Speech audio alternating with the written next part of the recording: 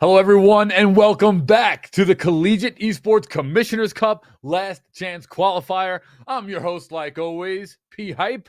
A little Pauly action here for some Super Smash Brothers as well as Valorant on today's Thursday card. So from 5 p.m. EST to 9 p.m. EST, we will have Super Smash Brothers Ultimate, which is going to be an East and a West division, much similar to how we did Valorant yesterday.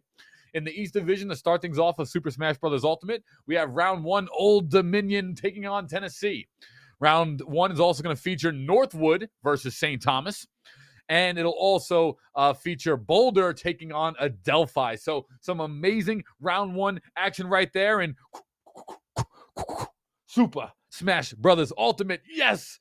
And that'll be casted by Combo and Soy, like always. And coming up after that, at 7 o'clock, we're going to have some Valorant action. So that'll be a continuation of yesterday's tournament with the finals for Valorant concluding tomorrow. So we're going to get into some Super Smash Bros. Ultimate. Whoever winds up winning this event is going to qualify for our grand final Collegiate Esports Commissioners Cup LAN May 7th and 8th at the Gateway Center Arena in Atlanta, Georgia. Tickets are on sale right now at CECC.GG.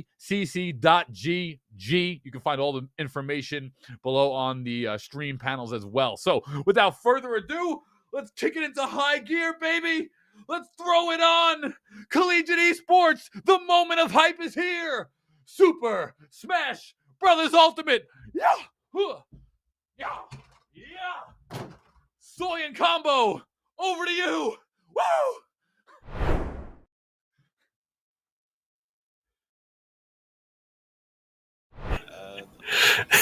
Thank you so much, Pauly. And my name is Soy. Combo is with me here in the booth, and we are here getting ready for the CECC Last Chance Qualifiers for Super Smash Brothers Ultimate. You mentioned the bracket. We've got a stacked bracket today. In our first round of the day, Northwood versus St. Thomas Aquinas is what we will be kicking off with. But what a bracket it's going to be overall, Combo.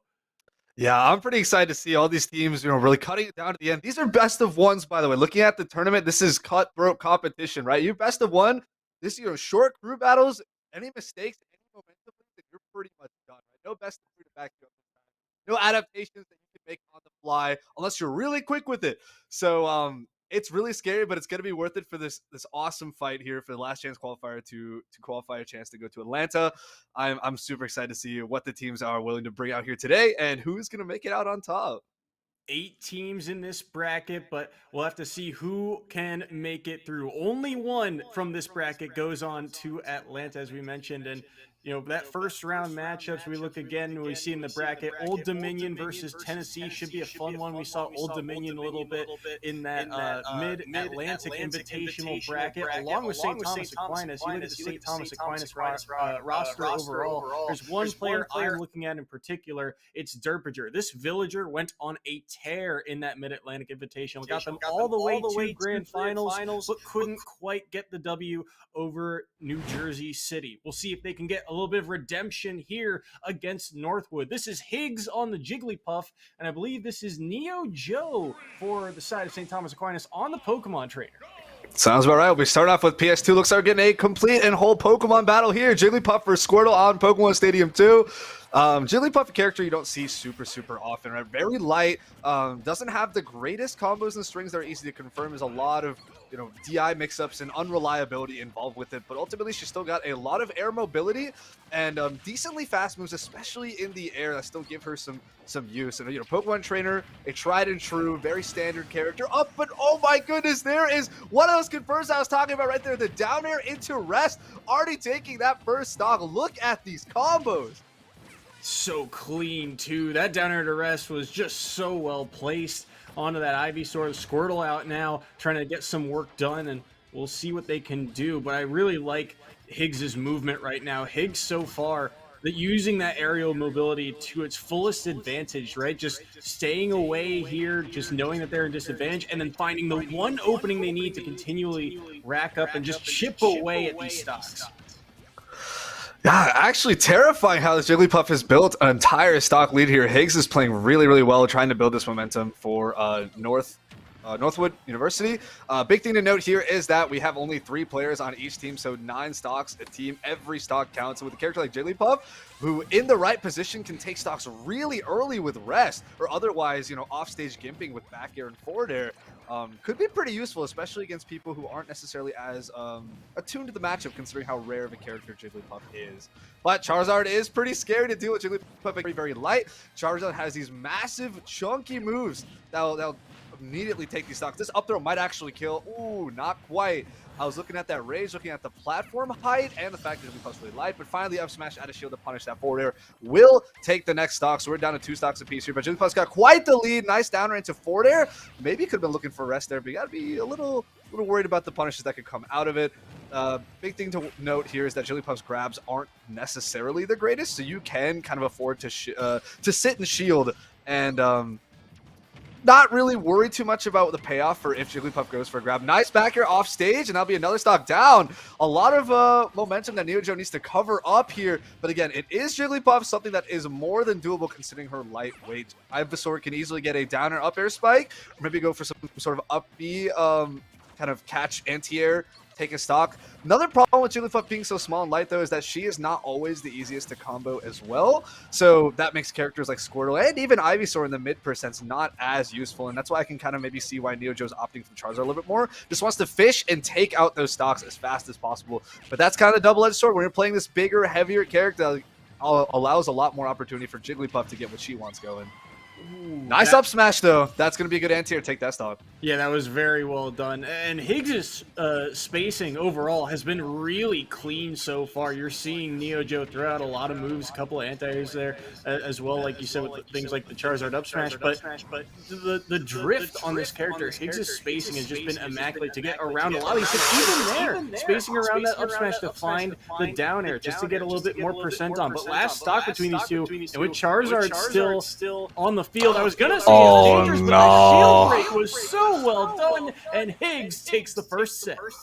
Wow, that pound. You always have to watch out for that. Jigglypuff side B pound is a shield breaker, and it comes at you when you are least expecting. Of course, you see Jigglypuff use pound a decent amount. Helps with recovery, right? It's a good amount of air stall for her. So, of course, she'll use it a lot to get back to the stage. But you never think, oh, she won't use that offensively. It's just kind of an air stall, slight movement tech kind of move. But sometimes when you're least expecting it, that shield break comes off, and that's going to hurt. You know, fully charged forward smash from Jigglypuff will kill a Charizard at around 70-80%. So that's going to be putting Northwood here at a 1 stock lead, if I'm not mistaken.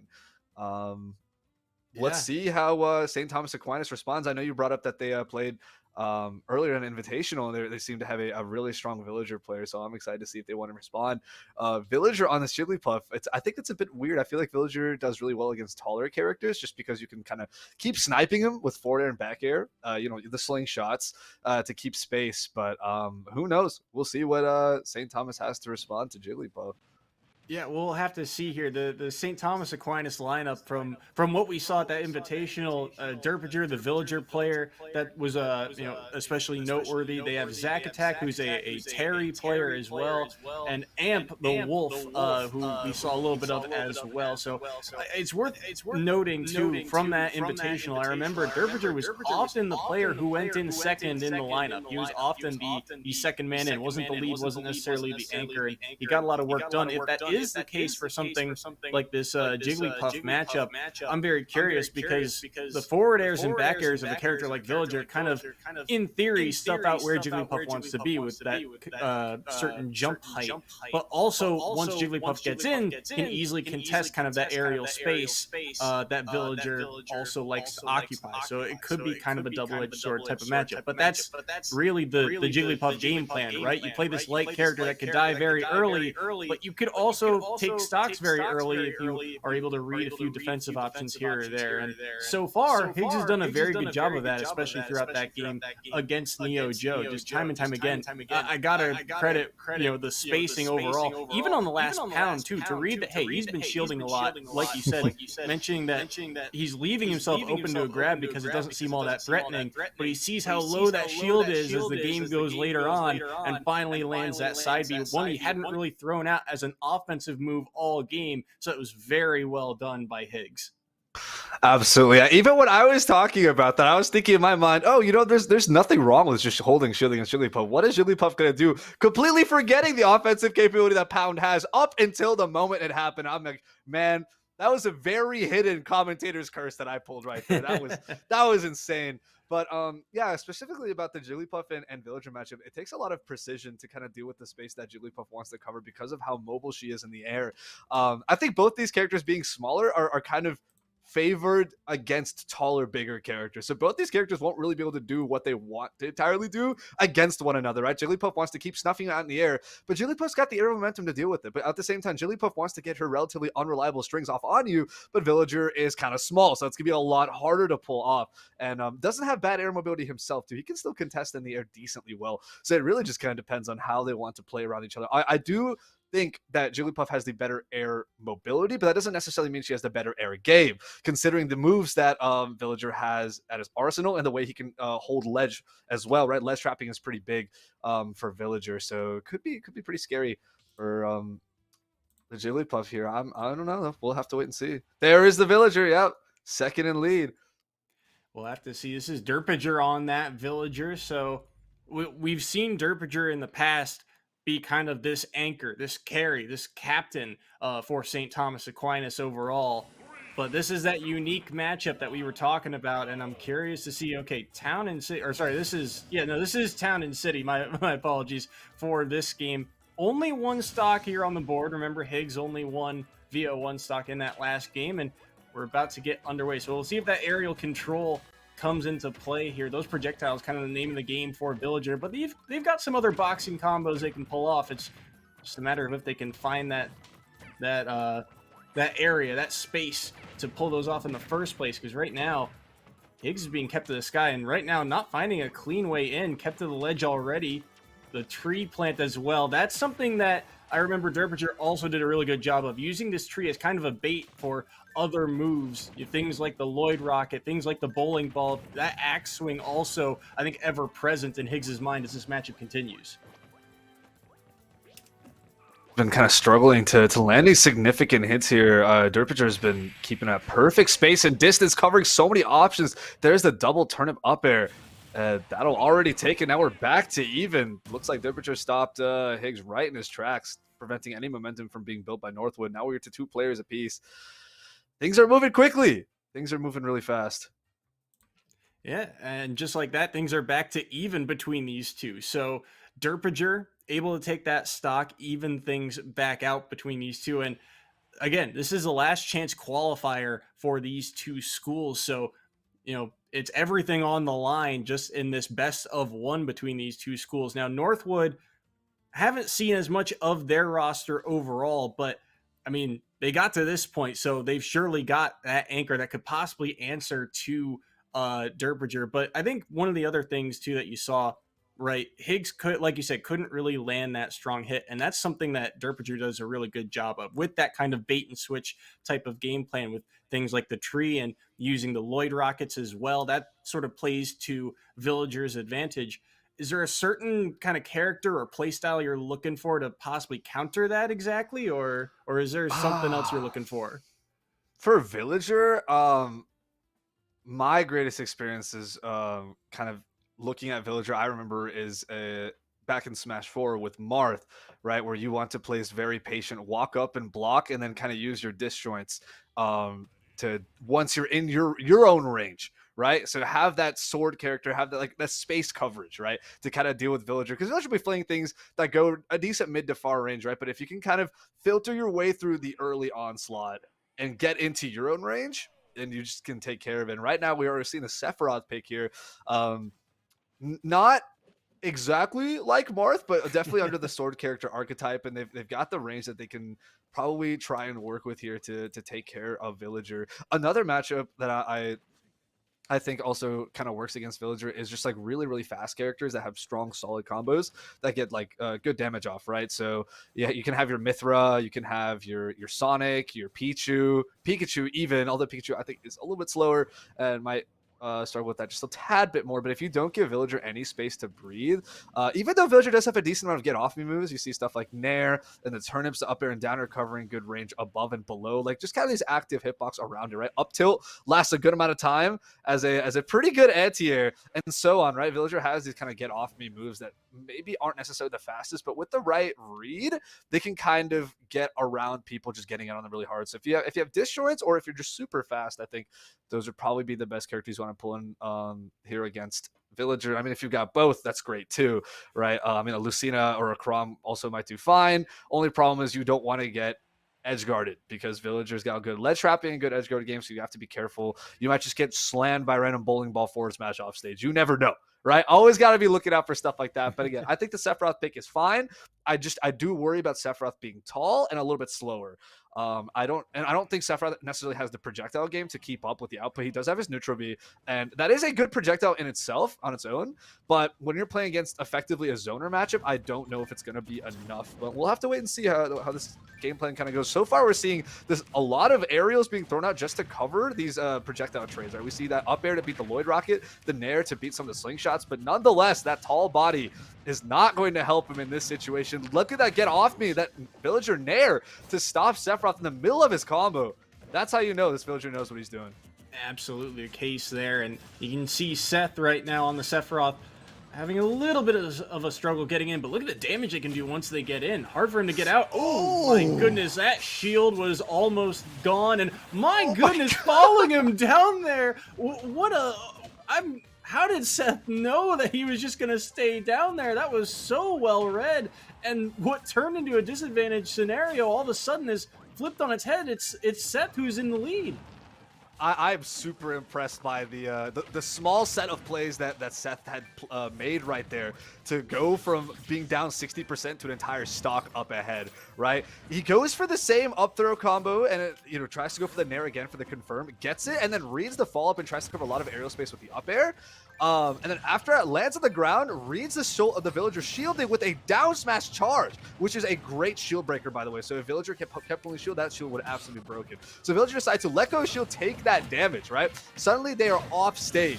And now the read from Sephiroth to catch with the back air to land that kill was just absolutely incredible. But now Villager's finally get Sephiroth up to enough percent for the back throw to kill. But look at this percent difference here, and you have to worry about Sephiroth's side B stacking up on you too. You would never know when you're going to lose your advantage state because of it. Ooh, read the roll in with the bowling ball. Read. That's a good plant there. Up B, got around the bowling ball. I don't think he was able to drop it in time, so good job there by Seth to get back. And now Derpinger is the one, was in stage control. That quick up B actually reversing the scenario once more. And it's these quick turnarounds that Seth is finding time and time again that have, I think, so far been the story of this game, but right now it's still relatively even. That percent is still very much so in Seth's favor, and the spacing on that back air was so clean, and just like that, Derpinger's on their last stock. Yeah, and don't forget Sephiroth's ability to use Nursilla, his down B, that counter, will always go off even if you don't hit it, but if you do happen to hit it, the percent stacking on that is ridiculous. We saw a Lloyd Rocket take him to 24% off one Nursilla counter, so I don't know. I think Sephiroth kind of, despite at the very beginning, I feel like getting swarmed by a lot of the projectiles, actually seems to know what they are doing. What a forward air for the stage spike. Seth put down Derpinger like it was nobody's business, walking away with a 2-stock lead. What an early gimp. That is pretty huge considering the kind of importance that Derpinger has for the team of St. Thomas Aquinas. And now we see Seth come here with his Sephiroth to deal with this matchup so eloquently, so aggressively. I'm amazed. I love watching great Sephiroth players, and that was definitely a good time. Yeah, that was so well done too. Like you said, I think aggressiveness really was a huge factor in that matchup, because Derpinger does such a good job of trying to pull that bait and switch, or trying to set up plays. Things like the Lloyd Rockets and the edge guards with the bowling ball drop. He never had the time really to get all that set up. Even when he did, Seth had that upbeat with just enough range to kind of counteract it. Just did such a good job of quickly reversing scenarios that usually Derpinger is able to kind of push his advantage of. But Seth did such a good job of finding his way and navigating around those scenarios to find just those one or two hits to completely reverse the scenario, turn it on its head. And those quick reactions from Seth were so well done overall, just very clean. And because of that, he's still holding 2 stocks here and headed on to St. Thomas Aquinas' last player. Yeah, that's a pretty significant lead here. And, especially considering that this is best of 1, again, that is very, very scary for St. Thomas Aquinas. Everything is on their last play right now. Whoever it is, whatever character they've got, they need to be ready to put down a sweep if they want to keep their team in the bracket here for this last chance qualifier and make it all the way to Atlanta. They're on their back legs. 5 stocks to 3 is not going to be easy. So it looks like we're getting a Terry player coming in next. That is a character with a lot of potential. We've seen Terry on this stream before do really, really well. Historically, a lot of online competitions, especially, Terry tends to do pretty well because people are not. You need to be quick on your feet. You got to be quick on your feet to deal with Terry, and sometimes online can make that a little bit tougher. But yeah, Terry definitely a great character. That can pull in a lot of momentum, but I think this specific matchup, I don't think the fighting game characters do particularly well against sword characters, and so I feel like this is scary pulling in, but at the same time, this is the roster you have lined up. There's not much you can do, right? If you put your Terry player third, they have to be ready to deal with whatever's coming in next. So Sephiroth Terry, I think this is going to be a little bit scary for the Terry player. Northwood is in a very good position here, but I wouldn't count St. Thomas Aquinas out just yet. There's a lot of potential here. It helps that Sephiroth is a little bit taller. Just to land those confirms that some characters might be able to DI or air dodge out of. We'll see how well that comes into effect, but I'm excited to see where Terry can take us. Zack Attack, the last hope here for St. Thomas Aquinas, and we'll have to see what he can do. I think this matchup similarly is kind of a double-edged sword where, Terry only needs those few kind of neutral interactions to really rack up the percent and get the kill possibly. But also, I think the huge key here for Zack Attack is to be able to play around those super high percents. When Go comes online, Zack Attack has to be on point, but he's not going to get the chance to. The fully charged neutral B takes the stock, and Seth has taken, the first stock of this one, and only taken 37% here. Yeah, that is a huge lead now, an entire 3-stock lead for Northwood University. Look at this percent. We're looking about even here. It seems like Seth just has Zack Attack's number. He has these great mix-ups at ledge to be able to recover. He's able to get a lot of side Bs off. He's able to catch his own recovery. Look at these forward airs. And Zack Attack is gone. 1 stock left for Zack Attack, 1 stock left for St. Thomas Aquinas. This is looking very, very tough right now. Seth has got it going on. He knows exactly what needs to be done here to deal with a character like Terry. Sure, he'll get hit by a couple power dunks. I'm surprised that Sephiroth neutral beat did not actually connect mid power dunk. There might have been during the invincibility frames, which is amazing timing. I don't know if that was intense or not by Zack Attack, but that was awesome to witness. But here we have 5 stacks of Sephiroth side B. Gonna hit Zack Attack. I think he tried to use the invincibility from Rising Tackle to get around it, but instead made himself go way higher and then get hit by it after that. The wing activation allowed Sephiroth to air dodge out of that power dunk combo. Incredible timing. Zack Attack right now at 82%. He has got to play perfect on this stock, but the hitbox of that up B nearly putting him off stage there, but he'll be able to make it back. Gets around that down smash power dunk. Won't be able to take the stock quite yet. The forward air knocks him back. Go is now online. Does he pull the trigger on something? No. Plays patient here and doesn't get the jabs. The down smash connects and Northwood is on to the next round. Sephiroth went straight for the cleave at Terry's legs, and he got sent flying. Seth, his tag on the Switch was Sephiroth.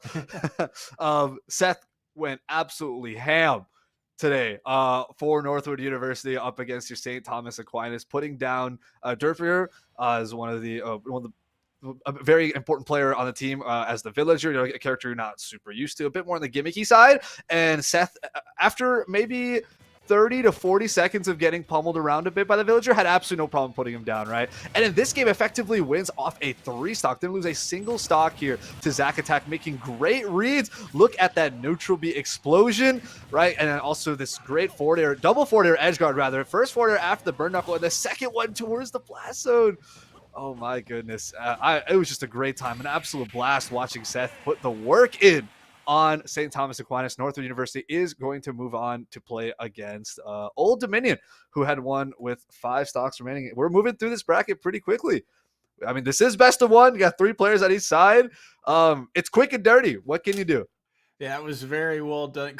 Quick and dirty, the name of Seth's gameplay there. That was dirty what he just did to St. Thomas Aquinas there. But we will be getting ready for a short break here to get ready for our next match and possibly an interview, but we'll get word of that later. We'll be cutting to a short intermission. Don't go anywhere. We will be right back after this.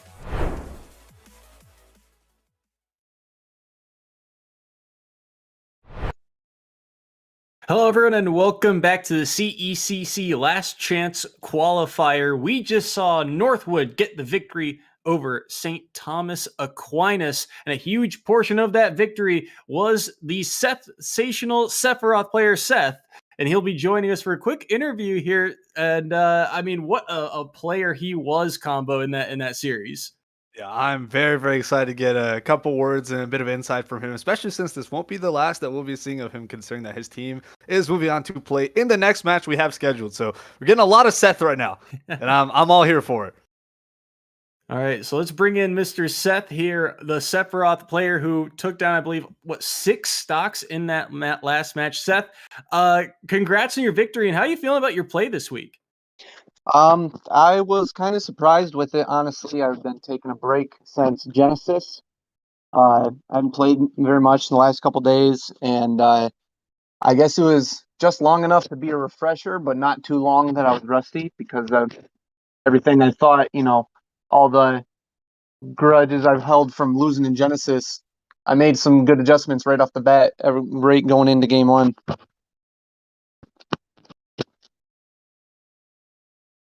Yeah, absolutely the case there. So you guys get the victory over St. Thomas Aquinas, and I mean, you in particular, we were talking about how St. Thomas Aquinas had, this villager player that had seemingly been playing with his pants on fire coming into the postseason, but you seem to shut him down pretty quickly. Is that a matchup you're familiar with, or is that just something that you were kind of ready for? Yeah, that's kind of it's a matchup and a play style familiarity thing.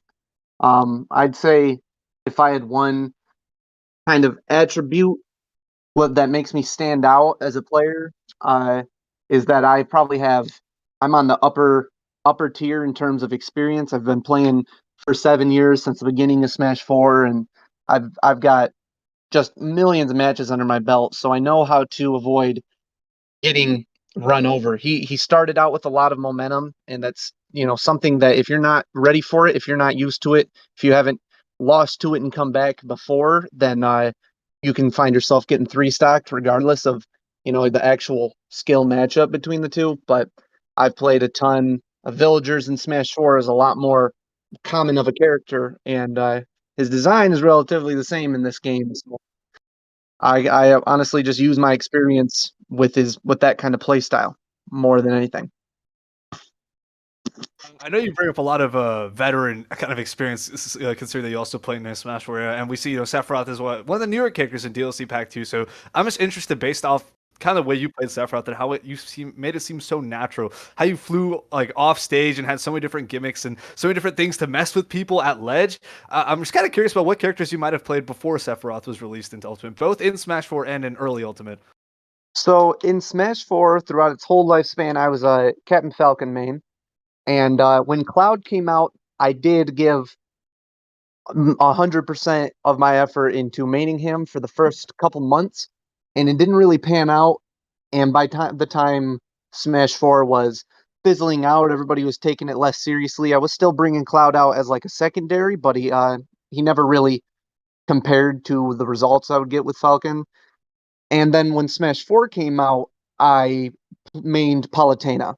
I wanted to, since a new game, new me, I'm going to just main the top tier, just suck it up and play not who I like, but who's good. And so I played Palutena for, I don't know, a year or two. Honestly, I think it was mostly Ultimate's lifespan. I was just a Palutena main with the Crom secondary up until I moved out here to California last August. And then that was the point where I realized like Smash is no longer my main focus. I'm not trying to play it all the time, be the best. And I'm just going to go back to the character that somehow I'm still better with. So I played Captain Falcon, and I picked up Sephiroth, around the same time he came out, and Sephiroth is just my favorite video game character in the world. So I couldn't stop playing him, and I ended up coincidentally just splitting my time between Falcon and Sephiroth, and it ended up to where he was good enough to be my co-main. So I didn't really plan on, committing to Sephiroth or even committing to this game for very long in general. But even with all the time constraints of moving and getting a job, I've kept up. It's great. Is there any matchups that you still keep Captain Falcon or maybe even Cloud or Palutena or Crom in the back pockets for? Is there anything specific you don't like playing as Sephiroth that you might switch up the character for? I still go Falcon, I think, in most matchups. Villager was one of the outliers. Like I would say I'm more of a 55-45 in Falcon's favor when it comes to how often I use each character for matchups.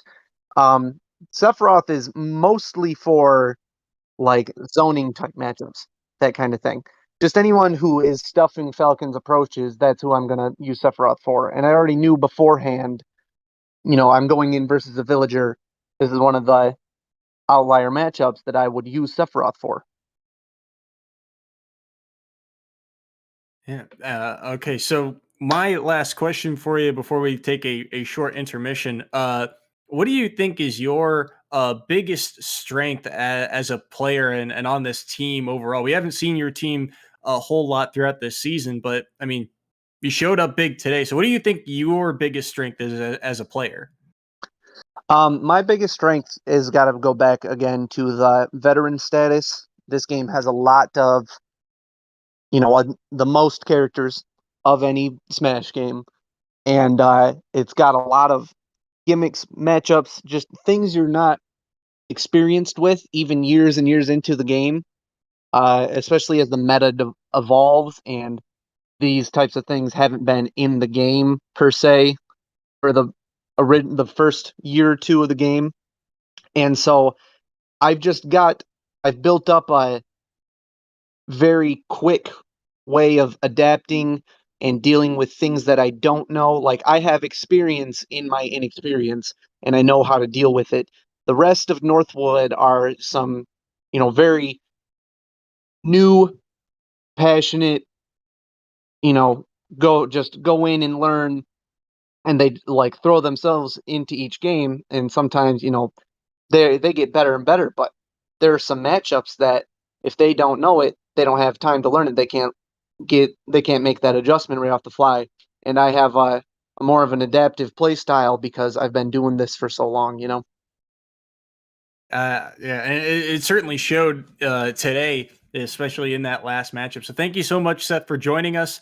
And we'll let you get ready for your upcoming matchup against Old Dominion.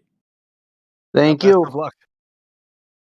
All right, and with that, we'll be taking a short break to get ready for that matchup as well. Don't go anywhere. When we come back, Old Dominion versus Northwood for a spot in grand finals in this last chance qualifier. Don't touch that dial now. We're just getting started.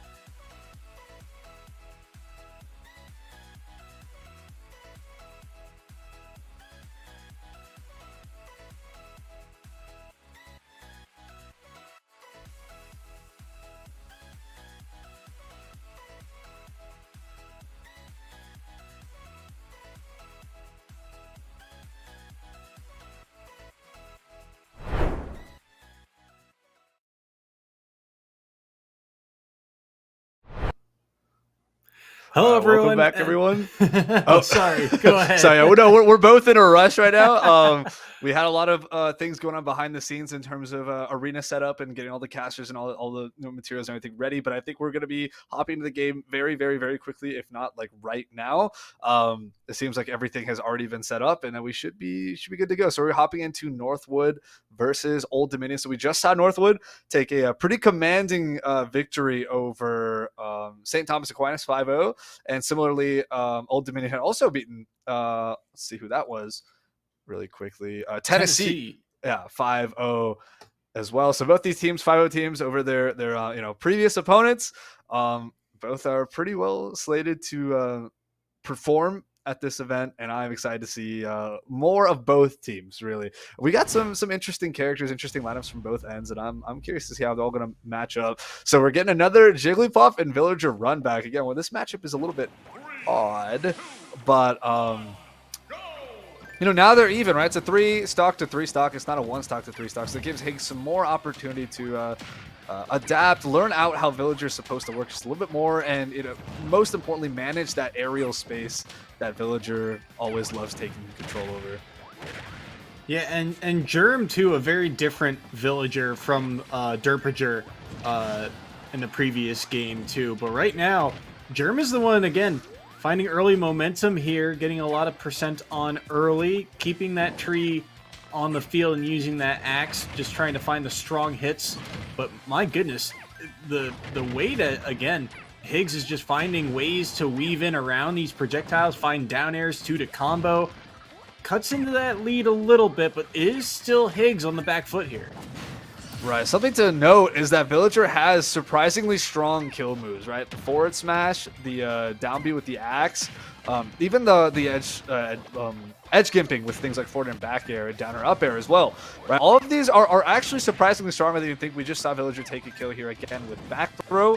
Not the first time we've seen it on today's stream. Just something to worry about, especially as a Jigglypuff player where, you're very light. You might get thrown off stage very early and die. Nice forward smash read, though, and that's going to send Germ down entire stock. Now we're about even stock-wise. Percent is still something that Higgs is going to have to make up for, but these slingshots are making it tough. Nice pound for momentum. Tries to go for a grab, but we see Germ mash out a jab there, so instead they're going to trade, and no one is going to get an advantage there. That's really smart by Germ, not to fall into the Jigglypuff grab yet again after a downer, after getting hit by it the first time. Yeah, it was so good adaptation. Smart. Nice up smash for anti-air as well, and that's the entire stock down. Effectively a stock lead, looking a little bit rough here for Higgs. Yeah, and again, I think that difference in play style is really coming to fruition here, right? Derpager, very momentum-based, but it's Germ here with this patient play, just chipping away at the few small overextensions that Higgs has gone for, right? Higgs kind of known for drifting in and finding that one down air combo, but outside of that, really hasn't been able to find much. Pound hasn't landed, forward airs haven't really been able to find their mark quite yet. There's something. He's got a string here. Good forward throw. Wants the edge guard, but again, the Lloyd Rocket stopping him from pressing any further, and Germ just with really good control over the pace of this matchup so far. Even here got stage control as well, covering a lot of options too with all these projectiles and the explosion on the Lloyd Rocket as well. It's not going to be enough to take the stock quite yet though, but Higgs is on his last legs here. That nair that's traded an axe. And that, oh no, yeah, no, sorry. That's an axe. Germ is so axe happy. One of the most axe happy villagers I've ever actually seen. It looks like Germ puts up tree, not because he wants to have any sort of stage control or any sort of pressure at all. He literally just wants to axe you.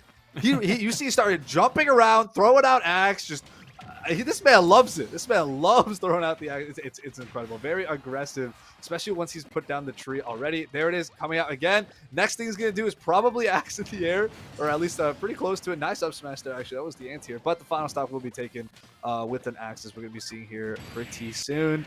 That almost killed. I do think that was a Lloyd Rocket explosion, but that wasn't quite it. Watch it here. Here's the first axe.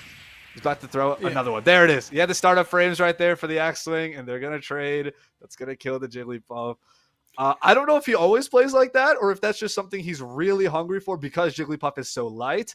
It could go either way. I think it's pretty funny. I honestly am enjoying watching him just put down this tree, and the tree has so much usefulness on its own. He doesn't care about that. It's just axe. Only axe, just running around, jumping in the air, landing with it, whatever you can do. It's pretty funny. I'm quite the enjoyer of that. But Germ is going to move on here. I believe that's with a 2-stock lead over Northwood so far. So that's going to put Old Dominion in a pretty good position here. 8-6. That's right. I can do math. And I'm curious to see who Northwood wants to send in next. Go ahead. No, I wonder too. You said, like he is very kind of axe happy with it. I wonder if it's because of the Jigglypuff matchup specifically, right? We were thinking earlier about how the forward air of Villager is something that Jigglypuff is just gonna have to worry about with that aerial space.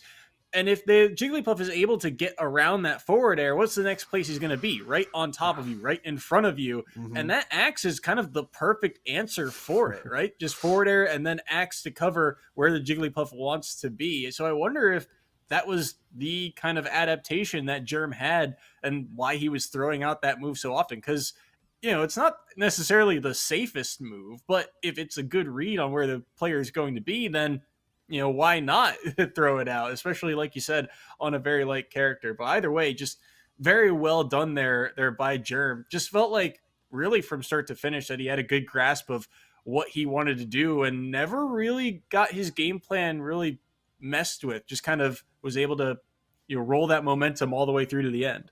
Yeah, looks like Higgs also kind of struggles in the Villager match. Villager does have a lot of tools, a lot of hitboxes to be throwing out, and considering Jigglypuff has no disjoints, it makes it a little bit rough. And I was thinking that the Jigglypuff's size actually is going to make Slingshot a lot harder to use, but it really Villagers don't stop using Slingshot whether you're up close to them or not. And if you're right in front of their face, that is still going to hit you all the time. So you see Jigglypuff always likes to drift kind of in front of you, right above you, over you, and Villager has quite a few moves that can actually cover that space, right? We saw the up smash anti-air earlier.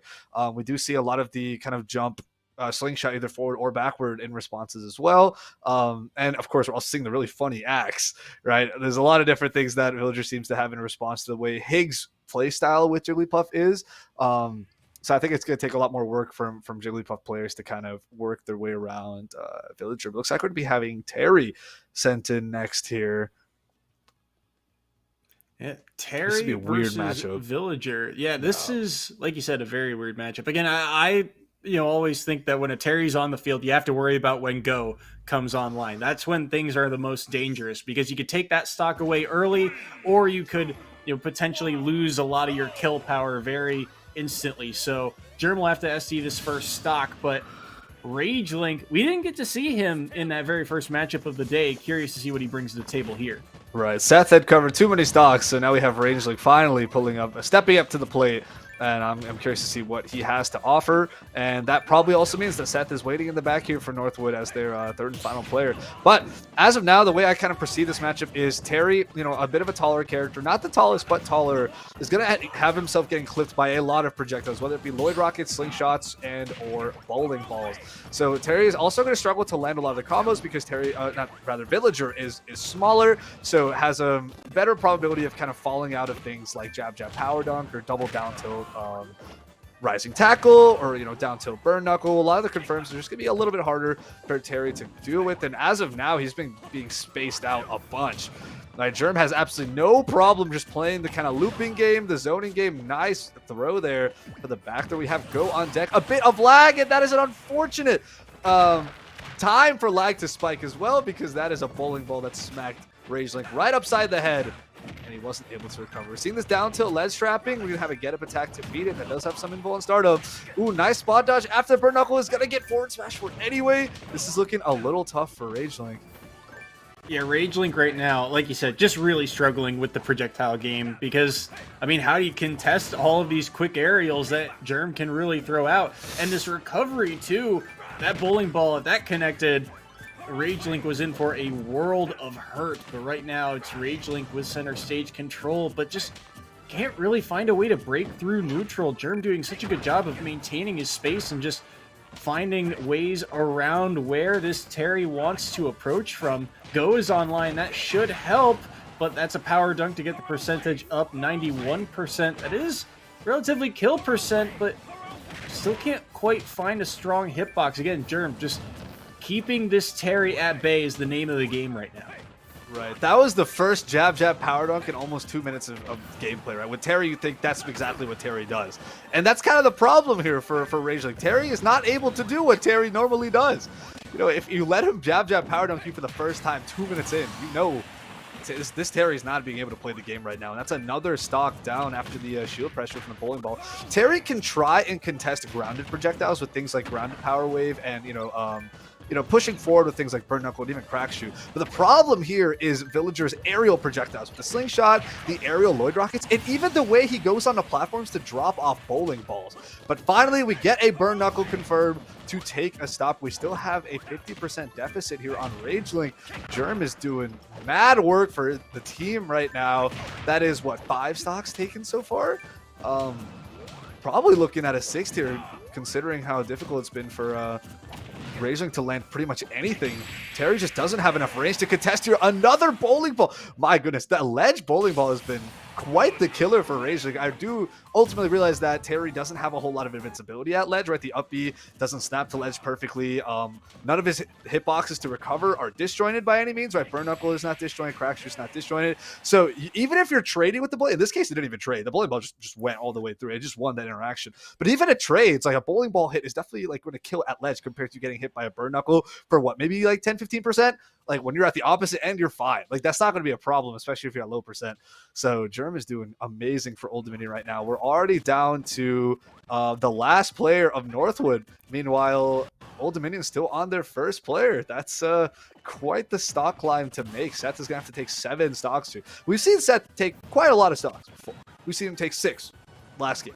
Right. But can he do the 7 here? Can he take care of Germ without losing any stocks and also managing his only 3 stocks to take care of the next 6? Is that possible for Seth? I mean, I could see it, right? The problem here is, as Seth brought up in the interview, he has certain characters that he likes to deal with for certain matchups. So now I don't know how much he knows about what characters are going to be upcoming for Old Dominion, right? So now the decision comes on to him. Where does he want to pull a gambit with either Sephiroth or Captain Falcon? What's covering the most matchups here? So already off the bat, you think, oh, the opener is Villager, right? So we know that Seth kind of knows how to take care of Villager with his Sephiroth. So you think, oh, Sephiroth's a lock, right? But if you want to get mixed in with some polarizing matchups later on, it could get scary. I still think the safer pick here would be the Sephiroth.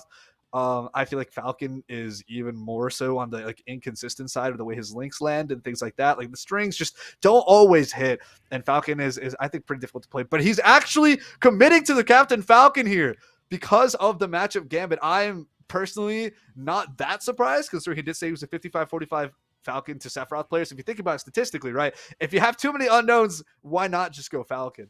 But at the same time, I think Germ can really give Seth a run for his money with this Villager right now. I am more than curious to see what will happen.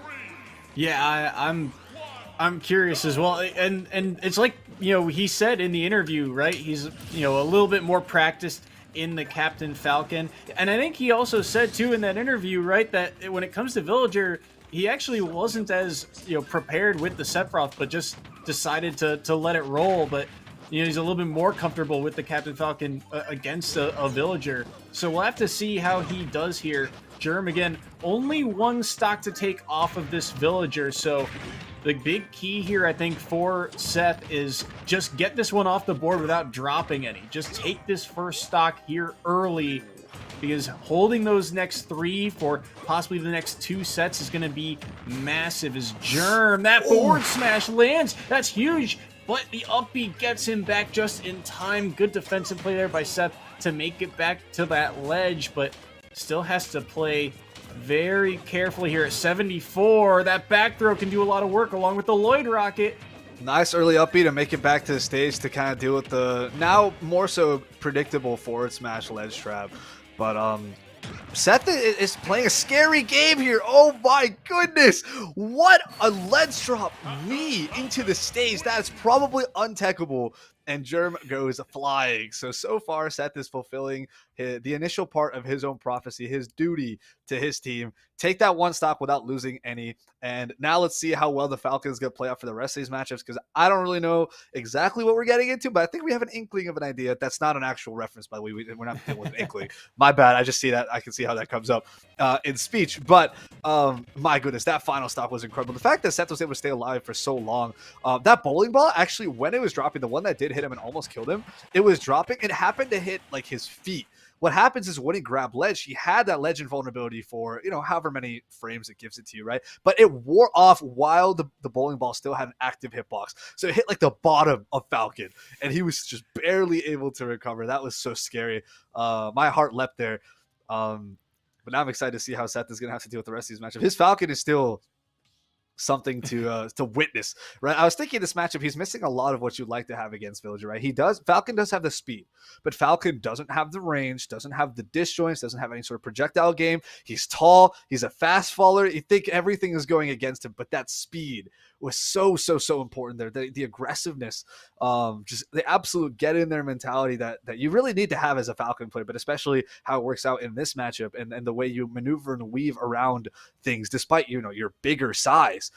It was truly quite masterful from Seth's angle. And I don't know, we'll have to just wait and see what kind of other matches have to be dealing with. Or is he gonna get walled out by another like a more disjoint, slower matchup, like a Sephiroth to respond against Falcon maybe, or just another sword character? Is he going to get absolutely hard zoned by a character like Snake, or maybe go for something in between, maybe like a Rosalina? There's the Snake.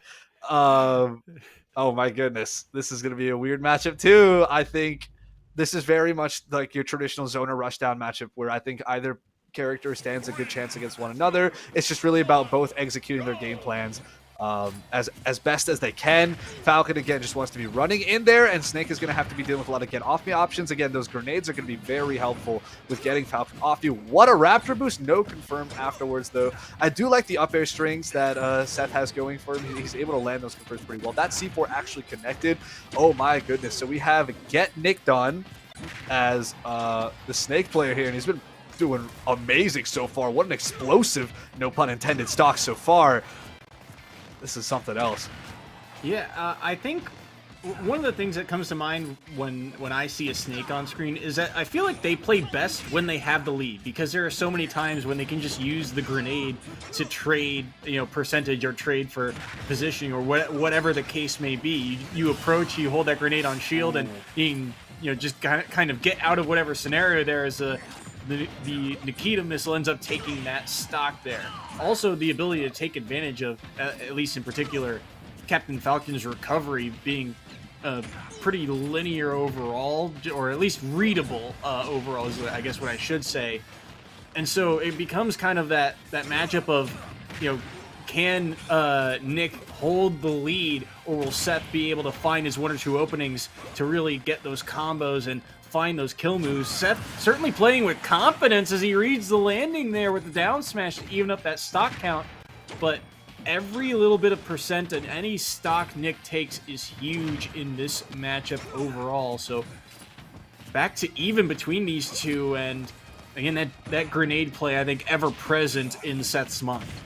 Yeah, look at that momentum shift though. After Seth took that stock from Get Nicked On that first time, was a bunch of percent there too, huge. But what an incredible bounce combo there, dash him into an explosion to get him sent straight up. That was incredible. That's great set play here. That's the kind of things you need to be doing as a Snake player to kind of get rid of the opposition. Now we're approaching even percent with the entire stock difference, but Seth is not down and out of the count just yet. He's want to take care of this 104% stock as fast as he can. One knee would definitely do it, but he's going to need a harder read than that, considering the difficulty of landing most knees in most situations here. But I mean, I think Get Nicked On is perfectly content with playing this kind of trading game, considering the war of attrition would end in his favor. We are really close to even percent. With all this rage to an up tilt, definitely do it. Here's the Nikita. Great up air from recovery on Seth, but this is looking really scary. What a Falcon kick. Here is the grab. Not quite the perfect guaranteed percent for the up tilt to connect, but there's the up tilt to anti-air, the Falcon kick. And that is going to take it. Get Nicked On is going to take it over Seth. 2 stocks over none, and overall that is going to put Old Dominion at I believe 5 stock victory.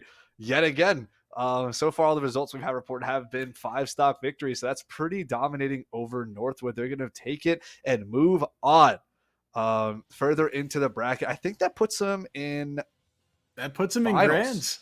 Yeah, that puts them in grand finals. That's going to be crazy.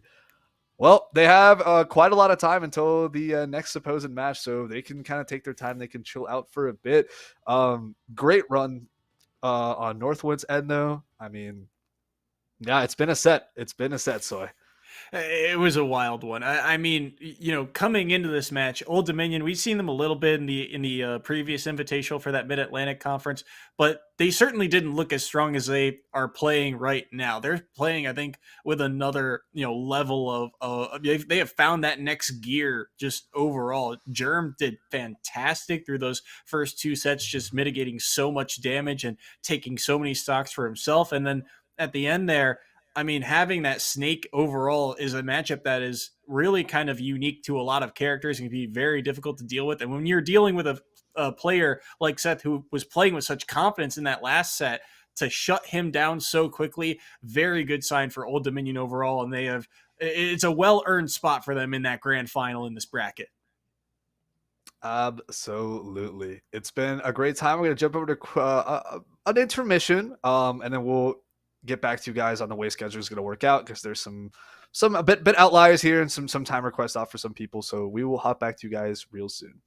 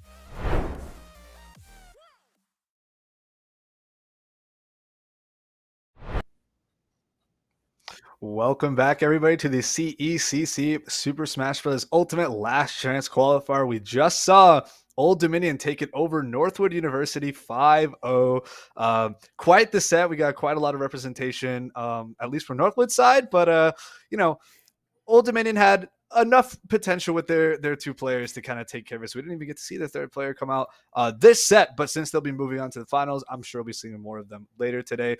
But as I am joined here by Soy, we'll actually be getting an interview with at least Germ and maybe more of the team as well. So please join me in welcoming ODU Esports. Hey, everybody. How you guys doing?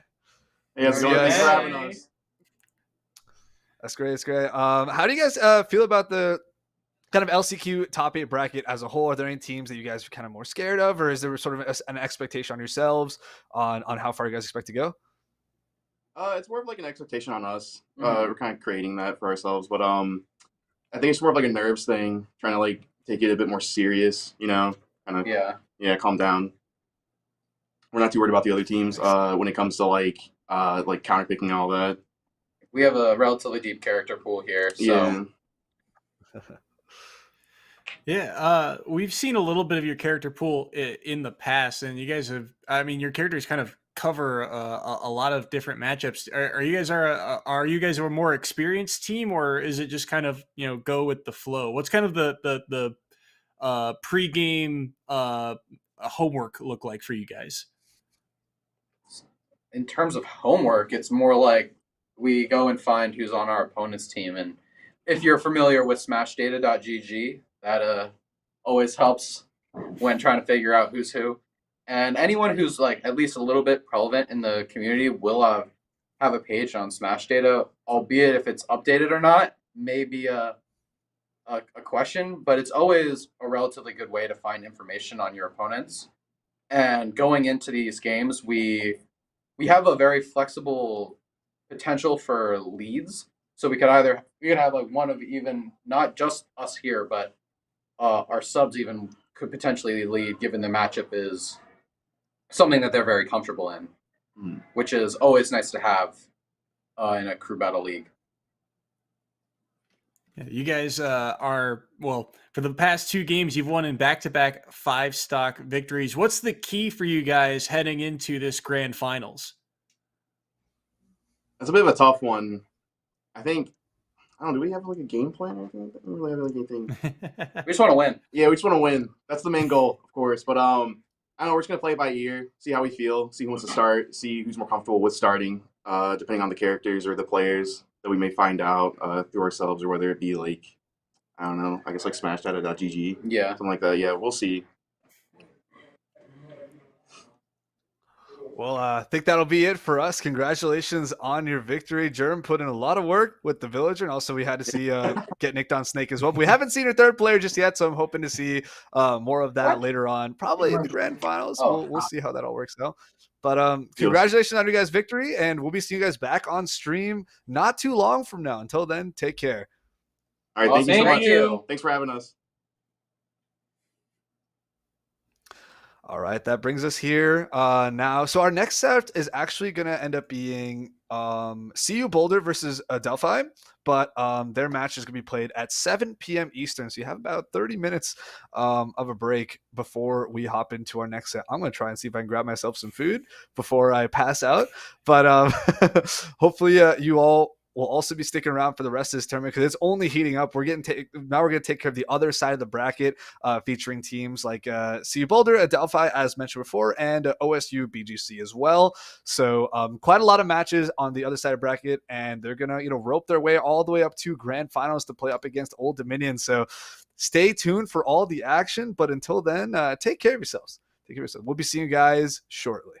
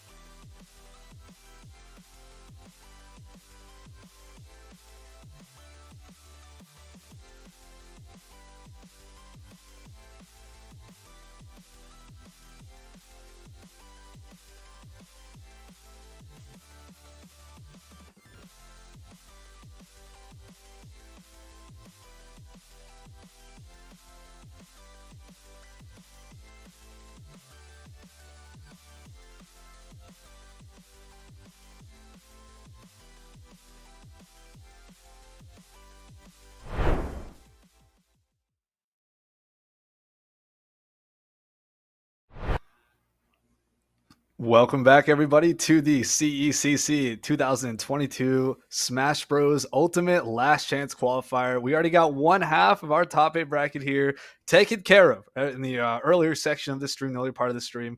And now we're finally getting around to the second half. So teams we'll be dealing here are CU Boulder and Adelphi up first. How are you feeling about the way brackets laid up? So, and who do we have coming after? Well, this one should be an interesting one. Colorado versus Adelphi. This one should be a fun one. The winner of this one goes on to play Ohio State. The Buckeye Gaming Club should be an interesting one at that. That's a huge club there and in that kind of Middle East portion of the country. So that's a big battle for whoever the winner is of this CU Boulder versus Adelphi matchup. And meanwhile, the winner of that next set ends up going to grand finals where we get to see Old Dominion again. And Old Dominion, they look fantastic the way they are able to get back-to-back 5 stock victories, not only against Tennessee, but then against the Northwood team that we thought was looking very confident headed into that semifinal. So really the bracket today, super interesting, and I'm curious to see how the rest of it pans out. Yeah, I'm hoping all the teams are set up. We did have a bit of a break in scheduling just because of certain team requests and whatnot. So I hope everything is all good on everyone's front there. Don't quite remember who we had up coming first, but I'm sure we'll be hopping into game pretty soon. Here it is. All right, Terry and Steve. That's right. I do remember Steve because the tag was low tier Steve. So yeah, starting off here on PS2, this is going to be a weird matchup because this is going to be a matchup where Terry has to get in on Steve, right? Steve always wants to sit back and mine up until he has diamonds, and then he's able to just kind of run a train through the game, and he'll be fine. But problem with that, for at least Terry's side of the game plan, wow, what a great spike. Nair into downer, sent him straight down the blast zone. Definitely was not expecting that, but problem here, at least that's what I was thinking, was that Steve naturally does have disjoints and have a lot of different things to throw out that'll keep Terry away. Big thing about Terry is that he doesn't have a whole lot of range, doesn't have any disjoints, he just has to really, really get in there. So if Steve has things like, his jab with the sword, or he can forward tilt by walking forward, whatever, right? The aerials with things like the pickaxe and the axe going upwards, it's a lot of annoyances for Terry to deal with, but so far it seems like he's doing a pretty good job. I can't believe that down smash didn't connect. Did you see? I think that was forward tilt that he threw out. Actually got the foot that would have been hit by down smash above the down smash of the lava. Oof. Either way, it just doesn't matter. Low tier Steve already on his last stock. Carlish, these few conversions he gets are just turning into so much percentage, and that's the name of the game for a character like Terry. Just one interaction, quick 31%, and he is finding these ways to take these stocks off the board very quickly. Low tier Steve has got to be able to play, at least a little bit more careful, especially at these high percents. Right. That second stock honestly should not have been a kill. I think low tier Steve was not ready with the DI against the power dunk. That didn't even have kill spark on it. That was not at a kill percent. I was thinking, power dunk, it's fine. He'll make it out and we'll reset neutral, whatever. But then it killed. And I was brain blasted. But now we have Terry here with go. Double down tilt, tries to go for a grab. I think we're expecting a Buster Wolf pretty soon. There it is. It's going to whip, though, especially against Miney. I could definitely see why you want to move that. I'll just get you in right there. Wow. The shoulder bash, the shoulder tackle from the dash attack. Again, unfortunate DI. And Carlish is going to establish a fantastic lead here for CU Boulder over Adelphi with 3 stocks. Not a single one lost on Carlish's end. Low tier Steve is going to go down up and take a stock, and that is amazing for CU Boulder. Great Terry play.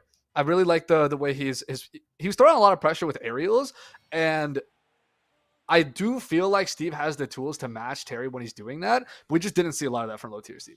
We didn't see a lot of up tilts because you can walk around with up tilt too, or you can have like falling up tilts and a lot of things just to kind of cover that aerial range, the airspace around you, right? Considering that Terry doesn't have any disjoints at all, there's not really any risk to doing so.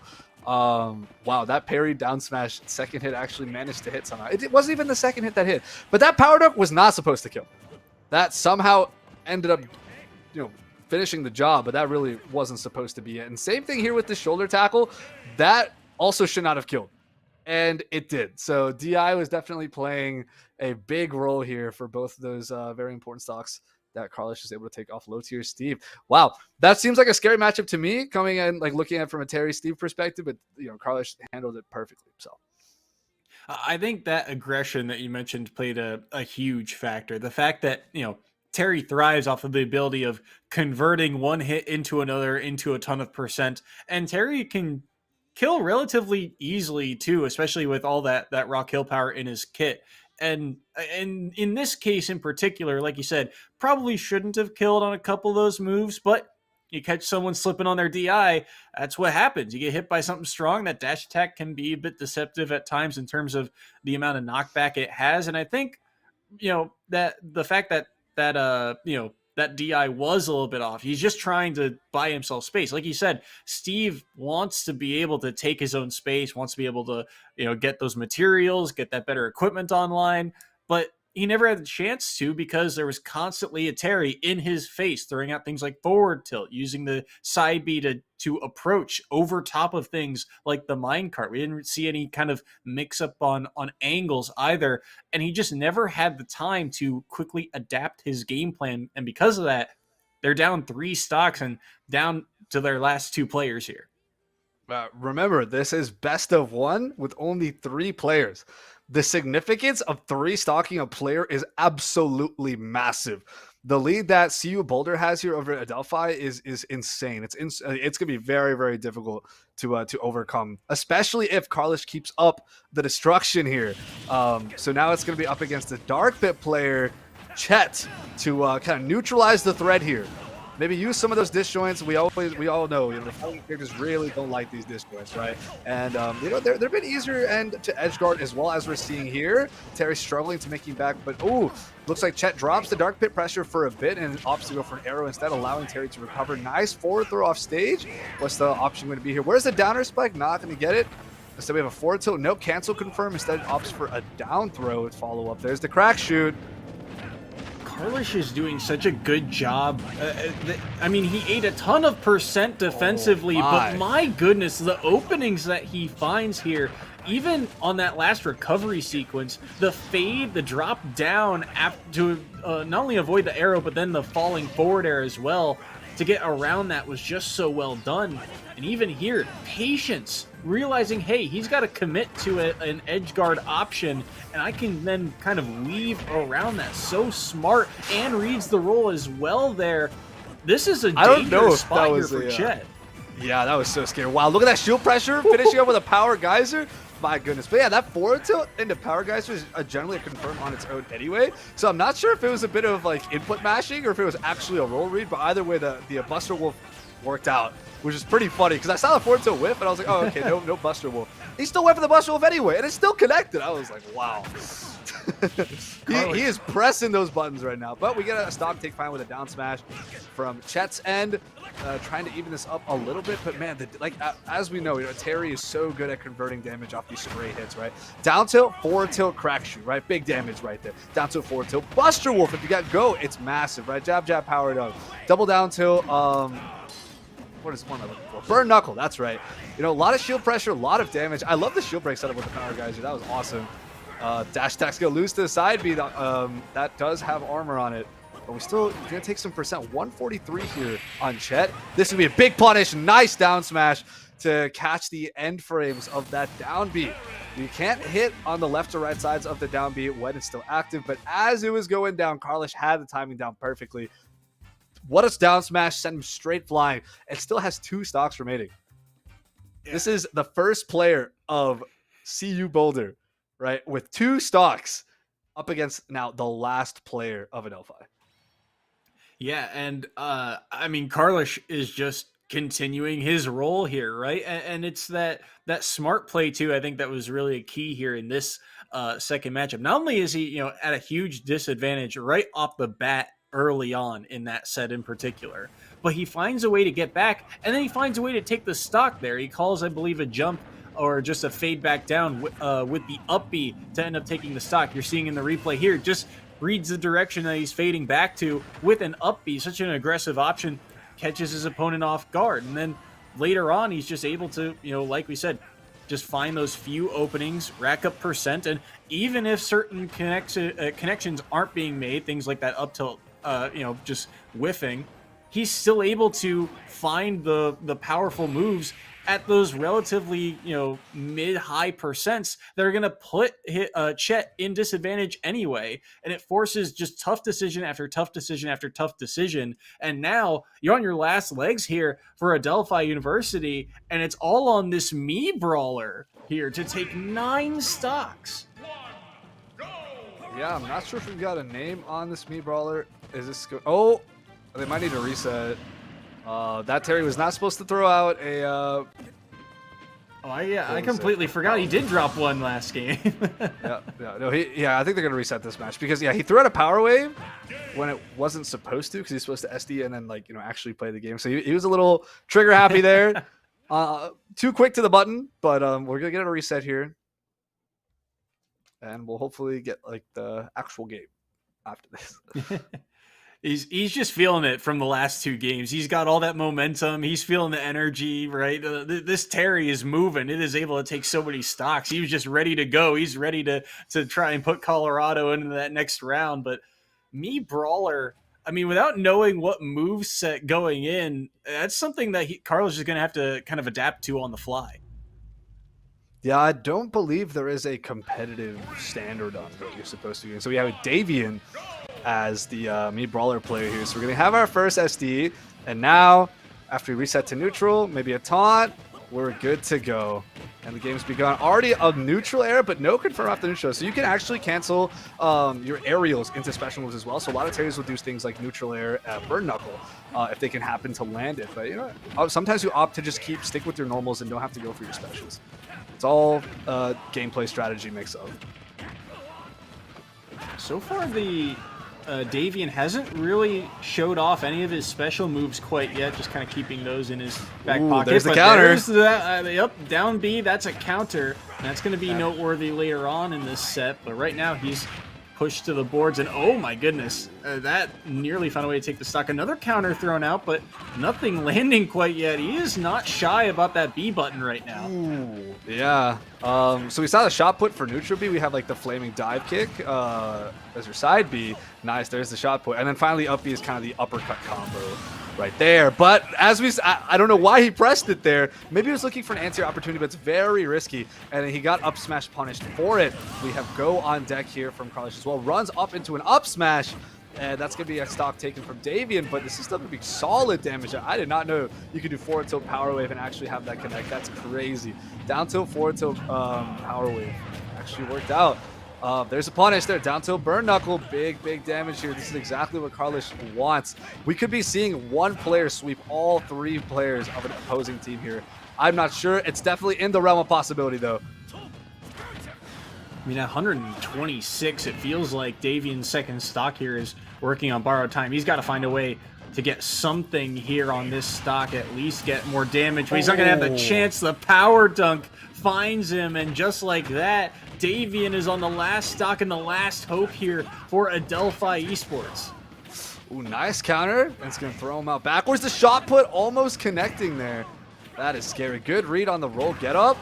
This could be Davian's time. Oh, whiffs another up, and we see him pretty happy with that. Look at all that shield damage the power guys are almost broken shield. There's the crack shoot. We do have rage on deck for Terry, but one big move here. Wow, that counter didn't connect against those down tilts. There's the shot put. There it is, and that's going to take it. Davian will be finally able to conquer Carlos and move forward with only 1 stock remaining. Just enough in the tank to keep the hopes alive for Adelphi, but still a lot of work to be done. 6 stocks still remain, and the way Colorado's playing it, I mean, Carlos has got to be feeling good about the work he just put in. 8 out of 9 total stocks, and I mean, he was still threatening on that last one too. Terry only needs a couple of those hits to get you up to kill percentage, so I mean, a great effort there, but we'll see what Davian has in his bag of tricks here for the remaining 2 players for Colorado. Yeah, this is a very difficult position to be in, considering the stock disadvantages is quite numerable, right? It's a 5 stock difference. So honestly, I think it's very possible that we get another 5-0, considering right now we're at 6-1. So we could have Davian take, 1 stock here from the next player coming up from CU Boulder. And then CU Boulder finally, again, the war of attrition is very much in their favor. take the final stock away from Davian, and that'll be a 5-0, right? We'll see. I'm not trying to call it too early just yet, but I do think it'd be funny if we had only 5-0s in this bracket, especially since we have actually had that thus far, if I'm not mistaken.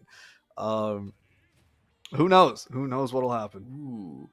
We have a Sheik here. Ooh, This is very combo heavy character, very fast, but not always the greatest at confirming kills. This is interesting too, because this is Katsuji, and I've seen Katsuji before, and he mostly goes Luigi. So to see the Sheik here, still combo centric, but very different. I think about in terms of how you go about getting those combos. True. And I feel like Sheik is even more risky just because they'll die at an earlier percent to a character like Me Brawler. But we'll have to see here, as Katsuji in theory has got some room to work with. They only need to find a way to take one against this Me Brawler to secure themselves a spot in that semifinal. Yeah, as we kind of saw in the previous matchup too, where Terry just really wants to be in the opponent's face. Both these characters really do, right? Brawler and Terry did. Similar thing with Brawler and Sheik, but wow, what an incredibly hard read on the Sheik up B there. Just punched him straight with the forward smash, and Sheik is gone. That is already one stock down here, so maybe our prediction could be correct. We could be looking at a 5-0 and see if Katsuji can bring it back to close out this stock. Second hit, a forward smash. There's the side B to catch the up B. Now we have the side B recovery. Nice Needles, tries to get the bouncing fish, doesn't quite get it, but the recovery isn't going to be able to make it back, and that's going to be a 5-0 victory for CU Boulder over Adelphi Esports. The prophecy continues.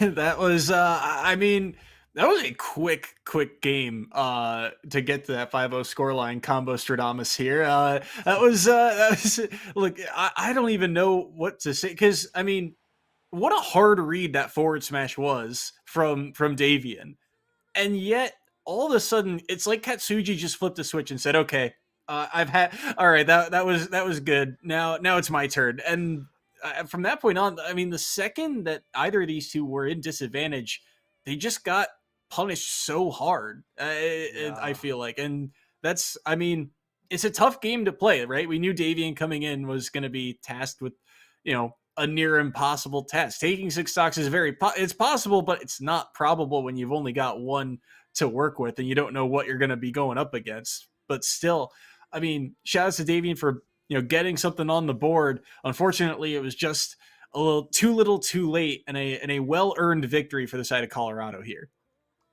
Yeah, see you there. Terry player Carlish opening up there, just absolutely tearing through stocks. What he ended up taking, like 8 stocks, I think, on his own, and all Katsuji had to take was that last final one. So yeah, I expect the game to be fast. There's only 1 stock left. That is, it's just one mistake, really, one significant mistake, and they're already losing a bunch of percent, and there's just not much that they have in terms of resources to fall back on. The very, very difficult position to be in. And Davian, they still played their heart out. They played well. That was a great read on the up B with the forward smash to secure that first kill and to secure the prophecy of 5-0s.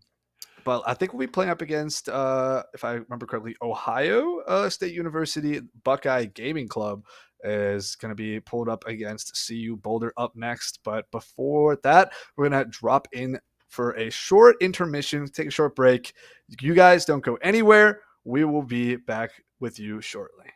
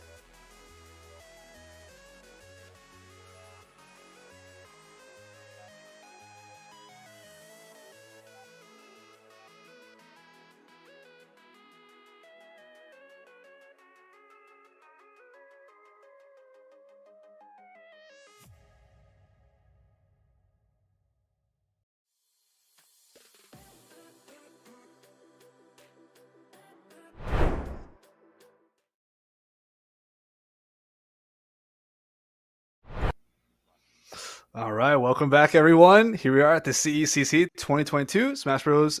Last Chance Qualifier for the upcoming finals event in Atlanta, May 7th and 8th, so just 2 weeks from now. But as we just saw on stream earlier, we had CU Boulder take it 5-0 over Adelphi with a very strong opening start with Carlish as a tearing through 8 stocks. Quite a lot of work, but we're hopping into our next match here right away up against Ohio State University's Buckeye Gaming Club. So from there, we have CH Crane as Ice Climber. So we have N from CU Boulder on Robin. So I think this is a bit of an odd matchup just because a lot of Robin strings do require you to be a bit taller and a bit heavier, or at least just a bit bigger in general to get hit by a lot of the things to link really easily. And like you'll get clipped by things like projectiles and whatnot. So Ice Climbers do have the bit of like the size difference that would make Robin's matchup a lot harder to play. But considering that, you know, these characters are still very difficult to play and really get one going. Meanwhile, Levin Sword and, you know, Arcfire are just kind of readily available off of their respective cooldowns. I can still see Robin being in a good position to take this, especially if she split them up, as she has now. Now we got Sopo off the left side of the stage, recovery significantly gimped. Nice Arcfire, let's trap, and there's going to be a Levin Sword arrow to take that first off. Yeah, and I've seen N in the past before too, and the one thing I remember about N's playstyle, he does such a good job of managing not only the books and spells, but also managing whenever they are about to run out, being able to pick them up and use them as an item. And he used that to great effect in that first stock to help separate the Ice Climbers, at least for that first stock. But CH Crane able to answer right back, and CH Crane's got a pretty solid combo game too to quickly take the lead back. But N also, with that Levin Sword online, can also put up a ton of damage very quickly, and so it's very kind of ping pong between these two. Back and forth goes the percent. Just whoever lands that first hit can really do so much work. I thought that interaction was super cheeky where Robin throws the now destroyed Levin Sword, right, as an item, forcing some sort of reaction, probably an air dodge, and that's exactly what we got from CH Crane. And right after the air dodge, throws out a fully charged Thoron and was able to land at least on both characters, rather, but it killed Nana. It kept Popo alive as Sopa. I thought that interaction was really funny. There's some cheese that you can pull off with the projectiles Robin has to offer, but it never seems like CH Crane is too far behind N. Even though N seems to build this pretty early percent lead and takes the stock relatively earlier, CH Crane comes back almost right away and is able to take that next stock. But that would, you know, not exactly how I want to finish out games. But now we're seeing a bunch of percent being built here from CH Crane. A lot of side B, couple of up air strings too.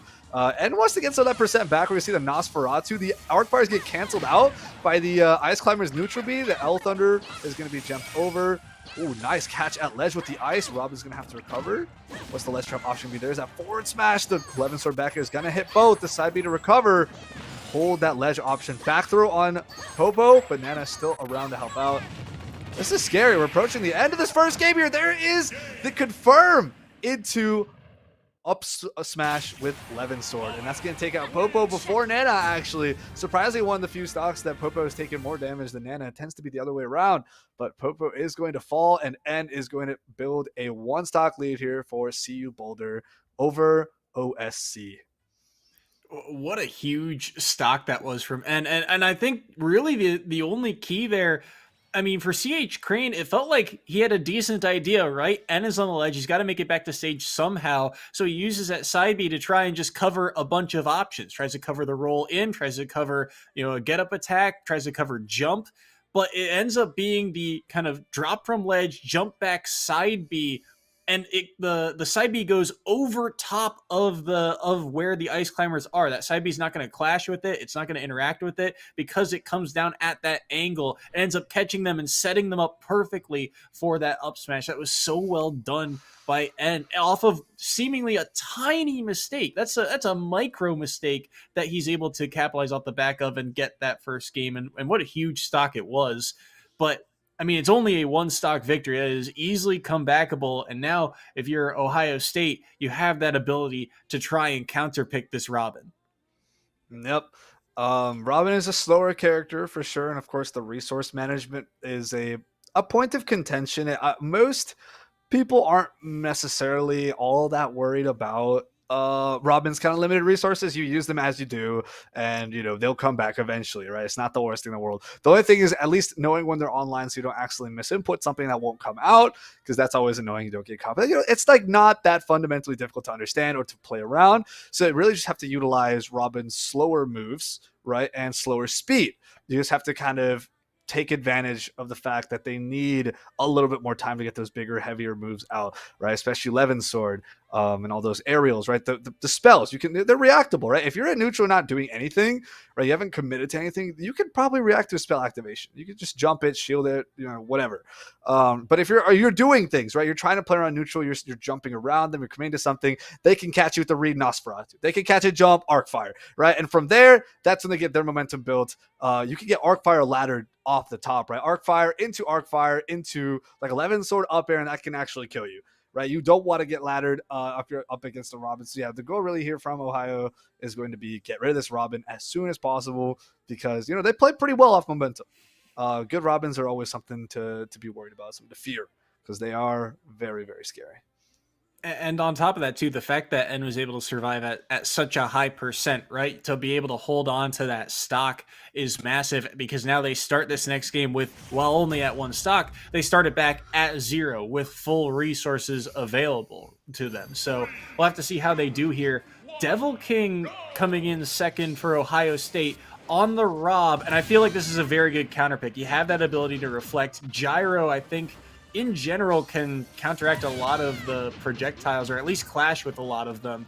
So you can't necessarily take all that space that N was really opting for early on in game 1.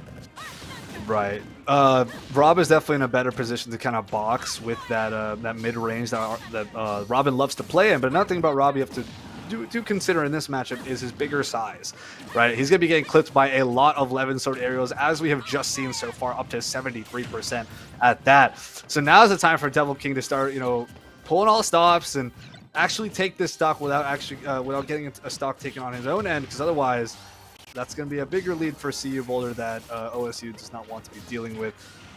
Rob is a fundamentally very solid character all around too, so that's a good character you want for future matchups, considering how well good of a character he is. But wow, Levin sword down smash actually going to clip through the stage of Battlefield. Looks like Rob just puts his arms up a little bit too high to actually get caught and will die for it.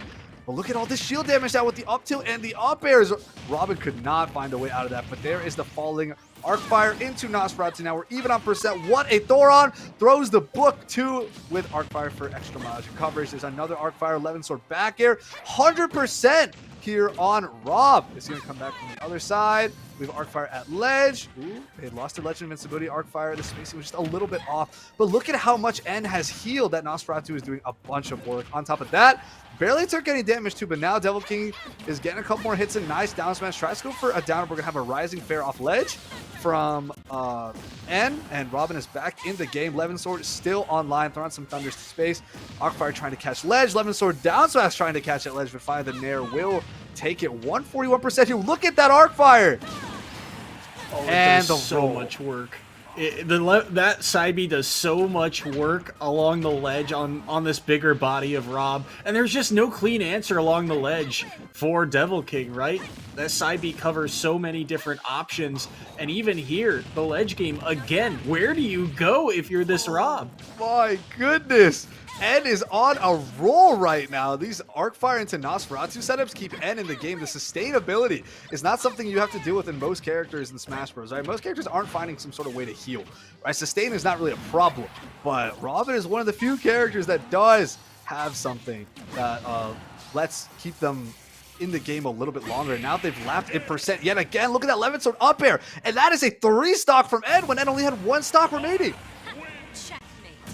And what seemed like a decent counter pick gets completely flipped on its head, and N with a solid 3 stock there against Devil King has given Colorado now a massive lead and put the Buckeye Gaming Club on their last player. What a play from N. I mean, again, it seems like a decent idea, right? Rob's got the ability to kind of box. He's got that reflector as well on the side B, and you only have to take 1 stock. And yet, N did such a good job of keeping Devil King to the corner. How many times did Devil King have to re-grab the ledge? And that is so scary with against a character like Robin, who's got so many ledge trap options, especially when that side B. I want to see a statistic of how much percent that move did alone, because it felt like even if it didn't hit, it just forced Devil King away time and time again. Yeah, Arcfire is crazy pressures. You can think of it like Nest PK Fire, but the thing about Arcfire is that because of the way it's angled against the ground, it will always come out. So it still has lasting hitboxes, right? If Nest's PK Fire isn't hitting anything, it will just fade into existence, right? If it doesn't hit your shield, doesn't hit a character, it's gone. But with Robin's Arcfire, because of its lasting hitbox on the ground, it makes ledge trapping so much better, right? Because you can have a delayed get up that can still get caught by an Arcfire. So definitely a great thing for N to have. But now it looks like we're gonna have a Terry coming up from OSU, if I'm not mistaken. So that makes, I think we've seen a Terry on almost every team so far, if not every team. Including Colorado. Including Colorado, right. Last game we had seen Carlish put in great work for Colorado side. So now we have N coming out and, trying to rep the same idea here. That, Carlish is great, but I'm on this team too, right? Check out what I could do. Oh, we got a Sephiroth. Very different. That's not a Terry. Okay. Looks like we had some mishaps in the back ends of what we got here for stream production, but no worries. Sephiroth versus Rob still be very entertaining to watch. I don't know how to feel about this matchup, just because I feel like the mid range that Robin excels in is also something that Sephiroth wants, so perfectly, so exactly. I honestly don't know. I think it really depends on the Arcfire and the Thunder usage here. But Sephiroth is, with things like forward tilt, with things like his side B, even like down tilt. Oh, nice. I love that cross-up B. But he's now getting caught by these 11 sword nairs. Wow. Quickie Crisp is taking a lot of damage. That's a quick 78, and it's still going up here. 11 sword, the last chance of it. That was the last swing N had before that 11 sword goes away, and it catches. And just like that, Quickie Crisp loses his first stock, and N is only at 10% still, so he is still cooking with gas at this point. And right now, although he's stuck on the ledge, look how quickly he gets back to 52%. And for Quickie Crisp right now, he's got to find an answer and find it quickly. Right, this is, you're already letting Robin build so much momentum. It's just so scary. Oh, I love how he used the forward air wall stick to stay away from the Arcfire at ledge, because that will catch your hand. That was great usage of Sephiroth's tools and unique mechanics, but still got to find some way to get in offensively, right? Like, trying to play around the defense is one thing. Now, he's got Wing on deck. Robin, let's not forget, she also has Nosferatu, so if she ever gets too far behind a percent, she can always bring that back to a favorable level.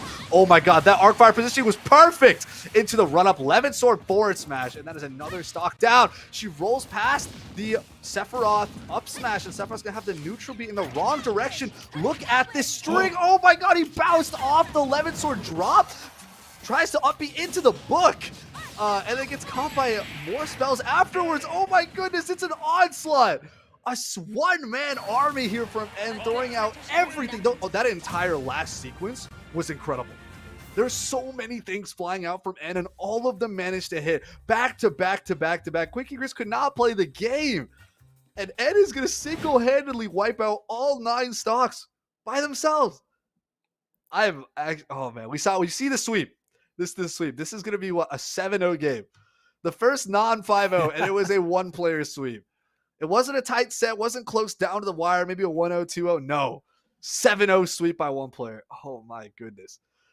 That was so well done. And on top of that too, I think you could sense a little bit of the desperation on the opposite side for the Buckeyes, right? The Sephiroth just kept, he would use up B in neutral to try and break through, because it almost like, it's reminiscent to me of, like Fox or Falco side B, right? You use that sometimes to just close the gap or close the distance. And if it hits, it hits. And maybe you can combo off the back of it. And it felt like he did that a couple of times in neutral.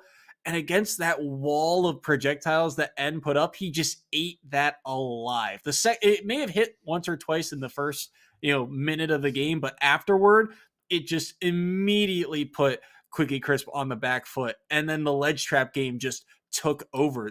You saw how long Quickie Crisp could stall for with things like the forward air into the wall, and yet it wasn't enough time. It just gave N even more agency along the ledge. That was so well done, so smartly played by N, and a well-deserved victory to put them in grand finals. Yeah, absolutely. Wow, it looks like CU Boulder has just an absolutely incredible team, right? From the two players that we've seen them, I think we've seen all three players come out, right? Yeah, we have.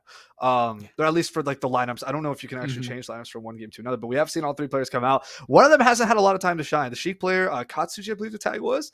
They only had to deal with one stock, and that was a great stock that they took.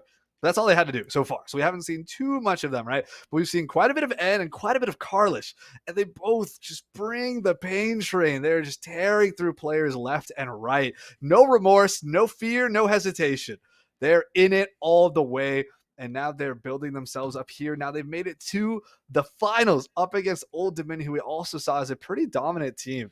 So now, an unstoppable unstoppable force meets an immovable rock kind of type vibes here, right? Where, both these teams are coming on as some of the strongest that we've seen so far, and they're going to butt right into each other. Well, we're going to see what happens. I am super, super excited. I hope these teams are all set and good to go pretty soon. I'm not quite sure on the time scale, but I think we're on schedule. But I think before we head into the next super exciting match, our actual true finals here for the last chance qualifier to Atlanta, we're going to take a quick break. This will be our last. Don't go anywhere. Don't go anywhere. You really don't want to miss this. This is where everything's going to go down. We'll see you guys soon.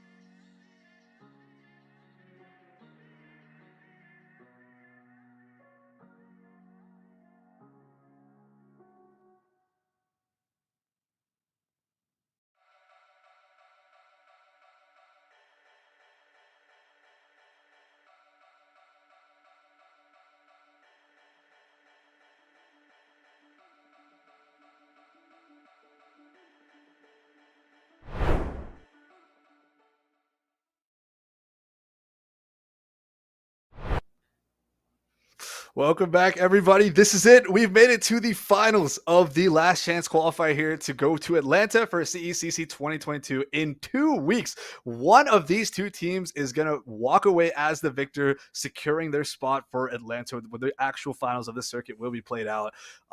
It is super thrilling, super exciting. We've seen both these teams perform today on the LCQ stream so far, and they've both put on great shows for us. So they're finally going to meet up against one another. It's going to be super exciting. We have Old Dominion up against CU Boulder, and both these teams have just unstoppable players. So I'm really pumped to see where things go. Yeah, no, these two teams, from what we've seen, just solid victories throughout the day. Old Dominion, they beat Tennessee via 5 stocks. Then they took down Northwood via 5 stocks.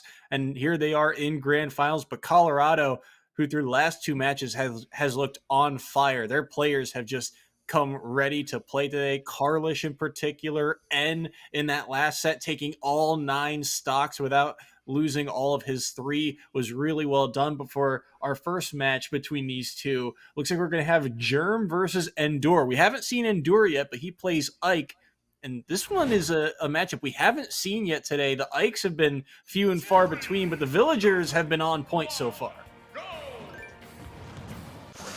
We're going to be hopping in here. We have Battlefield lead, Ike, Villager. So we've seen Germ's Villager tear through players beforehand. We saw Old Dominion playing, I believe, against Northwood. So a lot of history here, and this is going to be Endure's first appearance on screen that I'm aware of, at least for this LCQ bracket. Air dodge in to the bowling ball, almost takes him out, but we're finally getting a bit of Ike thing. So Ike has a bit more of a linear game plan, right? His entire neutral game is kind of based around his neutral air. All of his confirms come off his neutral air. His main damage is neutral air. His kill confirms are neutral air.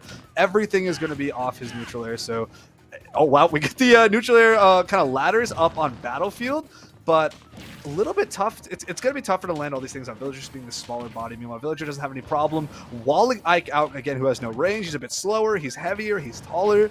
This matchup is a bit of a struggle, but if Ike gets the big hits in, I mean the really big hits, right? Like a forward smash read or something, that Villager's definitely dead. Maybe a couple counters here and there. What a dash attack!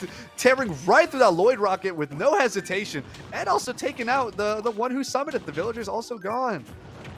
You were talking about the big hits, and that dash attack is deceptively strong, right? And that move sneaking underneath, but it covers pretty high at the full extension, right? So to not only get through that Lloyd rocket, but also catch the Villager was really well done by Endure. That is right. Ooh, nice forward air to cast the side B. We're keeping things even, but I was loving some of those strings, right? We saw Ike down throw, forward air onto, down throw, up air, forward air. Utilizing that Battlefield platform. Battlefield is doing a lot of work for Ike right now. Allows him to maneuver around a lot of Villagers' kind of projectiles. It effectively creates 3 planes of height. So if Villagers throwing out projectiles on one plane, he can just kind of change it, change the verticality to help approach, and it really helps on this match. But on top of that, the laddering allowed by his combos on Battlefield is super helpful for his damage output. This is a pretty great pick for Ike here, but Villager can still utilize the space given. It's just going to be a little bit tougher to keep Ike out because he has so many opportunities to find a way in. Ooh, that grab, though, good early side B from Endure as well to get back to that platform. Instead, you saw that Germ was covering the approach back to ledge, but the dash attack again, catching Germ kind of drifting away, and all of a sudden, Germ is on his last stock. Yeah, this could be time for maybe a significant lead if Endure can pull off some crazy plays, or this is time for Germ to equalize the damage being done and maybe turn it around into Old Dominion's favor. We'll have to see. We're seeing decent damage coming out from Endure so far, but nothing too big because he does have to play a little bit more scared considering the higher percent. It's kind of playing the slower game where because they have percent, because they have a stock lead, they kind of want to utilize it, but playing the game too slow allows for Villager to really open up their game plan and ultimately ends up being a bit counterintuitive. So we'll see if Endure can pick up on that or if the stock will have to go before momentum will reset properly. Yeah, a very difficult balance that Endure has to kind of manage because Germ right now has been just chipping away at this stock. That forward smash, though, A little bit risky, but there's a good setup, and that back throw has done so much work for Germ. Very well done. Has found a way to set that up a couple of times today. And there, it gets Endure to the last stock here, and only 28%. Now, Ike can certainly swing the damage pretty fast, but look at the way Germ has evened things back up. So dead even between these two on this last stock. Yeah, Germ has been at 28% for a very long time now. Endure has not been able to land a single hit for a while. I wonder how this is going to be affecting kind of his own status of tilt, if you will, right? He's been trying to chase down, finally gets a hit, and trying to chase down this little annoying villager, right? Just shooting slingshots, Lloyd rockets, and whatever else at him. He's not able to land a single hit. None of his moves are fast enough when he does get in close. He's often just not close enough to really commit to anything. It's been a bit rough for Endure these about stock and a half or so. Germ really slowed down the pace of the game and didn't allow Endure to get close at all, which is exactly what Ike needs to deal with a character like Villager. We get the forward throw now. We're trying to even out these percents. I would say it's about even considering the kill potential that both characters have, but I don't know. Ike is still a little bit on the losing end here. It's anyone's game though. 130 to 86 in percent. Germ has started to catch on a couple of times to how Endure wants to recover. But Endure hasn't really had the chance to really edge guard Germ. This is the first time he's dipped so low off stage. He'll be able to make it back. And the spike! Wait, off the top, he dies to the down air. What a play from Endure. Colorado has the lead. Oh my goodness. There's only one reason why that worked, and that worked because the balloons of Villagers up B are you can hit them, and when he's done with them, when you hit the balloons, they apply additional hit stop to your own move, right? So your own move's active hitboxes become slightly longer. So it was slightly extended to go past the invulnerability period of Villager's ledge grab and was actually able to hit it. I thought it was going to be a spike. That wasn't even the spike part of the hitbox. It was set them straight off to the side, like a 45-degree angle, still kill them off the edge of the stage. That was most likely not calculated, but if it was, that was incredible. Either way, it was incredible. What a play. What a play. Using additional hit stop is creates some of the craziest situations in this game, I swear. Stuff like Wario Bike, or like characters that have items that you can throw, right? Like, Robin Book or the Villager, like the tree roots or whatever, right? And of course the balloons, things like Peach's turnips. Like, there's so many crazy things that apply a hit stop. Oh yeah, snake grenades too. That's another big thing. Those are always so fun to watch because you get random hitbox extensions that you're like, how did this hit me? And it's just hilarious. It's hilarious. That was a wild play. And that was really, again, the first time that Endure had kind of challenged Germ off stage. As Ike, it's hard to challenge. I mean, just against Villager in general, it's hard to challenge that character off stage. They can buy so much time. They've got Lloyd rockets, forward airs. They've got a wall jump they can use as well. So for him to go off stage and find that play, that was really well done. And I don't think Germ was even expecting the down air to hit, so he probably wasn't ready to DI for it. Either way, really well done. But we're seeing here, second player locked in for the side of Old Dominion. And I believe this is Get Nicked On, the snake that we actually saw earlier today going up against Endure. Endure will only have one stock, but he gets to start at 0. We'll see what Get Nicked On can do.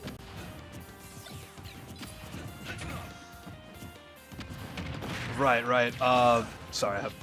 So we're looking at a Snake Ike matchup here. I think Snake can utilize the fact that Ike's a little bit slower a lot to his advantage, because Ike doesn't really have significant advantages. He just has these really fast exchanges that go in his favor, and then it's reset to neutral, right? It's just a couple hits and then you're gone. Wow, that down tilt into Bear almost took it. But big thing about Snake is he can get out of extended pressure pretty easily because of his grenades, but because of the fact that Ike doesn't really have extended pressure, and a lot of his pressure is disjointed, right? Things like the Nair and the Fair, doesn't really keep grenade to be that useful. So we're seeing a lot more self damage on Snake's end. But besides that, he can just kind of keep throwing Ike for a loop. He can just keep sending him around. There's not a lot of speed that Ike has to catch up besides his side B, and that can be a little committal sometimes. Just have to kind of watch what the Snake is doing and find the opportunity to find a way in. We saw Get Nicked On take a lot of percent earlier on. Oh my goodness! That was going to be a crazy setup from Get Nicked On, but the height was just a little bit off, and instead Endure was able to utilize that, throwing out a Nair of all moves that don't usually kill but just because the positioning and the percent of both of these players, that Nair actually ended up taking it off the top. That is pretty huge for Endure. Now it's a more significant stock lead for CU Boulder over Old Dominion. And at 159, you got to feel like this stock is working on borrowed time, but we'll see if Endure can get anything off the back of it here. Again, what a play that was. That was such a massive play from Endure. But Get Nicked On, this grab into the up tilt, yeah, that should seal the deal. And Get Nicked On takes down the first player for the side of Colorado here in Grand Finals. But he will still be down a stock as we get ready for the second member. But Endure, again, kind of opportunistic, but sometimes it's better to be lucky than to be skilled. And right there, I feel like that was the opportunity that he found. That up air seemed so clean for a combo for Snake, and yet the Nair got the job done. I was even shocked, like you said, that the Nair was able to take it. Not a move that you see kill all that often, but I feel like part of it too was the fact that that up air came out. Maybe he's still holding up after that up air, and the DI just didn't go in his favor either way. Endure will take it, and Colorado are still holding on to the lead. Yeah, this is still a one stock lead, I believe, for Colorado up against the Snake. So I'm curious to see who Colorado wants to send in now. If trying to remember who else they've got, I think we've seen Carlish and N from before as two players that they have to offer on top of Endure. So if that's a pretty stacked lineup. So yeah. We just got word it's going to be N, the Robin, being locked in for that second member of the side of CU Boulder. And Snake versus Robin is not a matchup I've seen a lot of, so I'm not sure how the grenades interact with all of the specials that Robin has, but I feel like we're in for a lot of projectile warfare in this next match. Yeah, I do think that it's going to stop a lot of Robin's projectiles in their tracks, except for Thoron. Maybe Arc Thunder as well, but generally I do think the grenade will just kind of stop the projectile. Problem is Grenade's angle that it's sent at isn't consistent. It's consistent. It's not like necessarily on the same plane, same even distribution as Robin's kind of more forward projectiles. On top of that, grenades don't come out as fast. So I think Snake's gonna be looking to box a little bit more and then try to set up across the map with different things like C4s and Nikitas and up smashes, as Snake generally does. But this is one matchup that he won't necessarily have a problem playing a little bit more up close with. The only problem is he has to watch out for Levin Sword a lot. But playing at this mid-range, he doesn't have too much to offer in response. So that's why he has to find a way to either create a lot of space or get in real close. I'm also interested, too. Kalos is not a stage we've seen yet. And for these two characters, it's very different from, I think, what we've seen in the past. Is N finds the up air there, finding Get Nicked On's drift back down. Very well done to get one off the board, but still with that platform around the ledge, I wonder if N's kind of ledge trap game, if he has to add another wrinkle to it because of it, but so far he's been able to really not worry about it.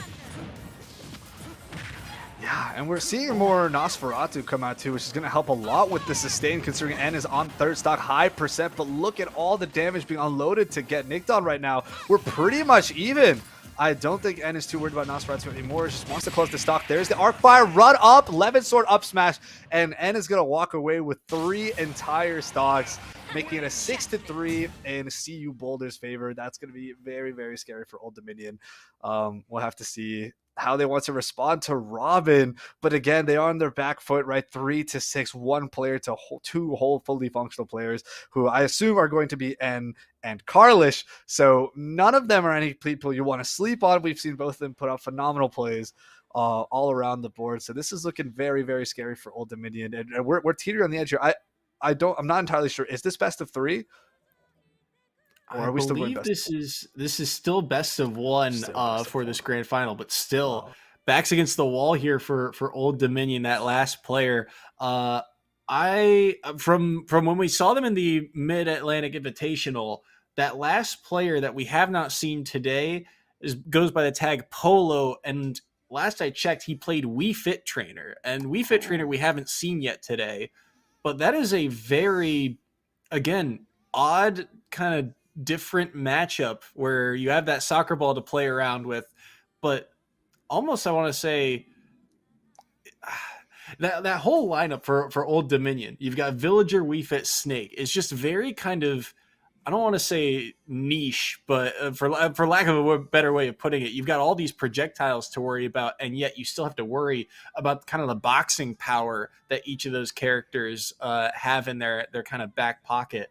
And versus N's Robin, it's a whole nother game plan, because N, again, just does such a good job of utilizing not only the spells, but then utilizing the items off the back of it. Even in that last set against the Snake, you saw some counterplay, but it just wasn't enough to get a stock off the board here. So Polo, there he is, the Wii Fit trainer, trying to find a way to take 6 stocks and trying to book Old Dominion's ticket to Atlanta, but he's got a tall task ahead of him.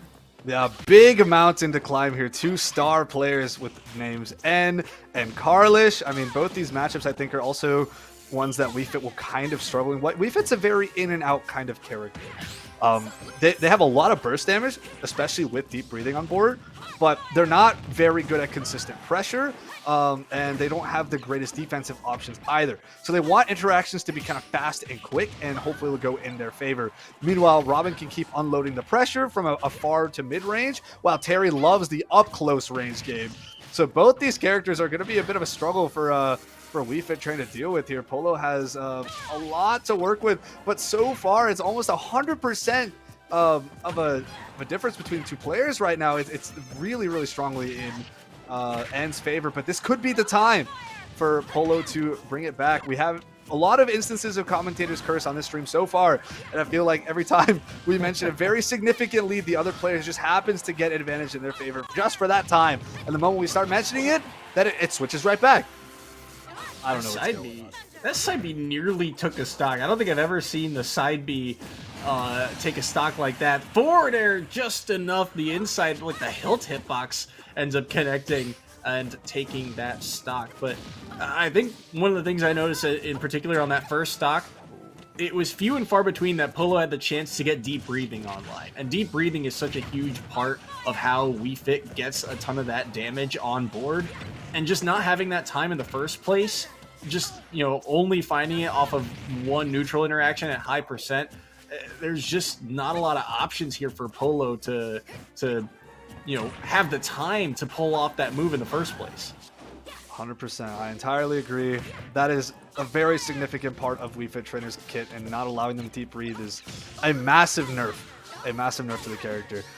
Finally, they have it online. They could probably go fishing for a kill sometime soon, but who knows if they can really get in range. There's an earlier setup for Nosferatu I really love watching from N.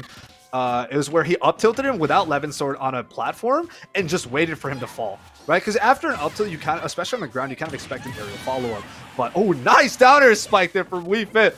That is one thing you do have to watch for when you're getting edge guarded by Wii Fit, is the down air does send you straight down. But after that non-Levin Sword up tilt, N just waited. And then N got a Nosferatu off and healed a bunch of health. Like, it's just, there. Sometimes N just has the perfect reason. It's incredible to watch.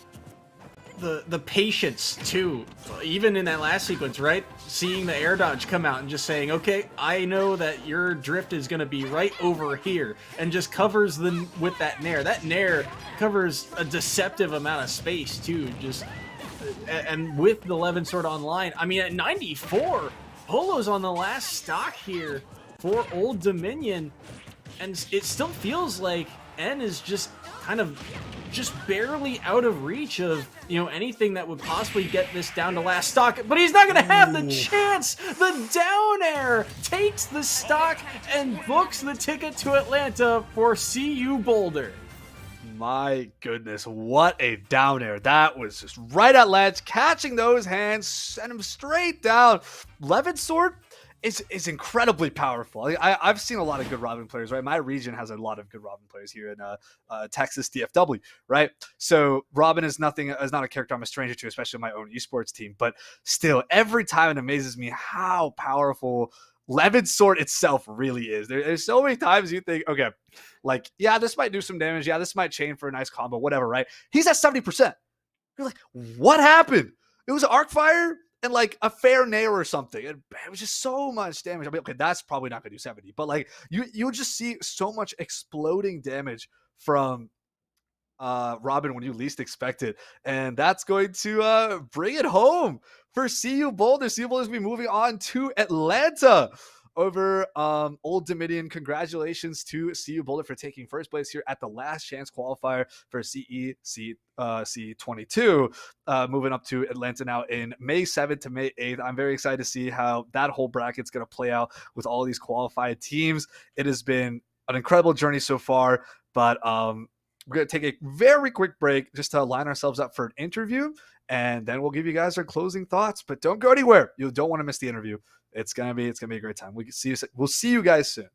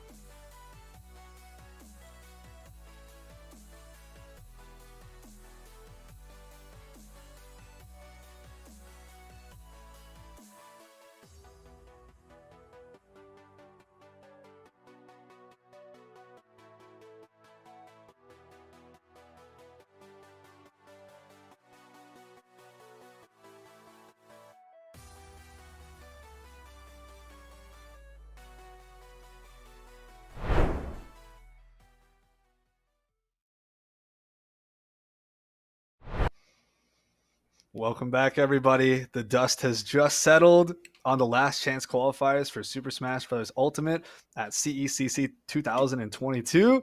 We're going to have CU Boulder moving up to Atlanta on May 7th and May 8th. And they've got so many amazing players. It's kind of hard to really pick anyone to choose for an interview that, of course, we have to have after their victory. But we decided to go with the Robin players since they did take up quite a lot of screen time and they were really, really consistent on how well they were playing. So let's bring in N here. Welcome to the stream. Hey, it's nice to see y'all. It must be a tiring day. All of us, we've all been here for quite a while. Competitors, commentators, stream producers, it's all been quite an adventure. But it's culminated to this. These are some really, really thrilling finals. How are you guys feeling right now? You're going to Atlanta. What's running through very base instinct? How do you feel? Feels good. It's always nice to get the chance to play in something offline. College leagues, especially right now with COVID, are generally restricted to online, which is fun, but it's not as exciting as being right there with your opponent. So it's nice to have the chance to head out to something like that. That's great. It's great. I'm sure the team's all on board too. You guys are all must be celebrating, must be pretty happy. Have you guys kind of looked into much of how the competition's looking at for the top 8 there, or like the top cut there, or are you guys gonna worry about that a little bit later? We're probably gonna have to worry about that a bit later. We kind of found out about this not last minute, but only like a month or so ago. So we haven't had too much time to look into who we're going to be up against, but feel like we should be able to take whoever it is. That's great. Throw it over to Soy. What do you got?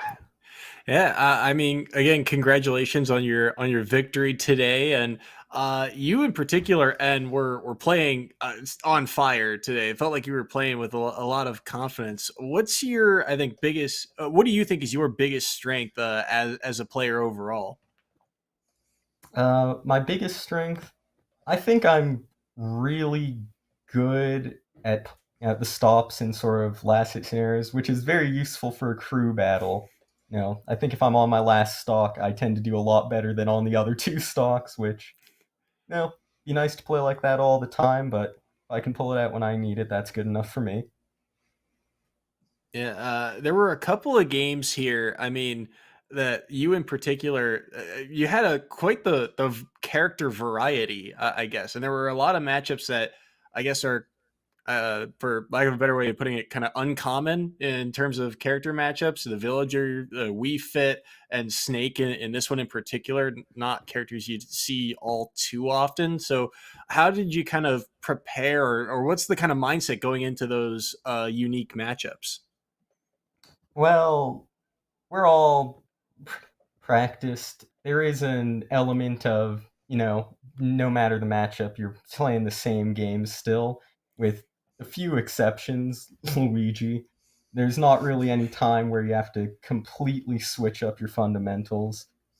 And besides that, we do, like everyone on the team, has been playing, well, at least most of the people on the team play a fair bit of online. We play with each other a lot, go to tournaments, so we see most of those matchups. In fact, here in Colorado, there's a good villager named Samfish. There's a really good snake named Kronos. So we see, those rarer matchups more frequently than you might think. And we saw, I believe, 4 different players for this roster play today. Is there anyone you would like to kind of shout out as a type of like hidden boss, or someone you think is kind of on the rise on your team? It's hard to say because they're all such good players. We've got recently this Mediocre joined the team, who I think is pretty good. He hasn't gotten the chance to play too much in anything just because he joined fairly recently compared to the rest of us. Besides him, we've mostly been here since the start of the year. But, I think everyone on the team has some seriously high potential. Like, when they're playing at their best, it's really impressive. It's great to have that sense of camaraderie and everything like that. Well, Thank you so much for joining us today, and it's been an absolute pleasure speaking with you. It's been an absolute pleasure watching you, and I'm really excited to see how the rest of your team does in Atlanta. Congratulations again. Must be absolutely incredible from your end. I can only imagine just a modicum of that elation of like, I get to travel to play in esports. It's going to be awesome. Oh, man, I'm super excited to see where everything goes. Thank you so much for joining us, and best of luck in all future endeavors. We'll be seeing you on the big stage in Atlanta in 2 weeks. Thank you very much. See you then. All right, Soy. Well, that just about wraps it up for us. How do you feel about today? What's going through now that everything is settled? We talked to N about it. It's all done. We have an Atlanta chosen team. How are you feeling? I'm feeling pretty good. I mean, congrats to all the teams that were able to make it here and play in this tournament. But I mean, although the season comes to an end, we saw a lot of good play from a lot of good teams overall. I mean, Old Dominion, how close they came and how confident they felt early on. Tennessee, we didn't get to see them, but I know I've seen them in the past have big performances. St. Thomas Aquinas, and even Northwood as well. Ohio State, all of them. Shout outs for them for partaking and participating in this tournament. But at the end of the day, Colorado, this is a well-deserved victory. Their players just were so ready and so prepared, and just everything came online for them today. It was so much fun to watch, and I cannot wait to see LAN environment. I've never been to one, but it just looks and feels different just from watching. It's going to be so much fun when May 7th and May 8th roll around. Yeah, as someone who's been to a lot of offline Smash events, it is a different feeling altogether. Online Smash it's its own beast. It feels like a different game, really.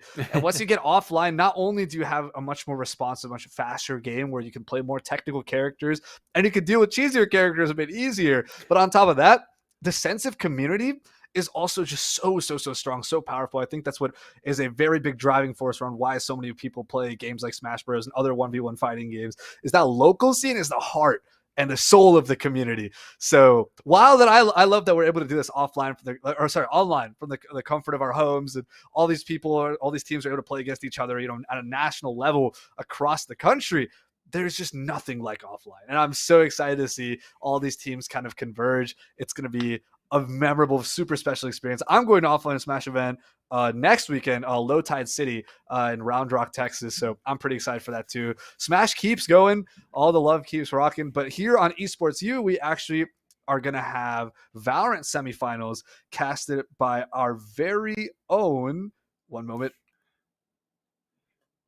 it's loading.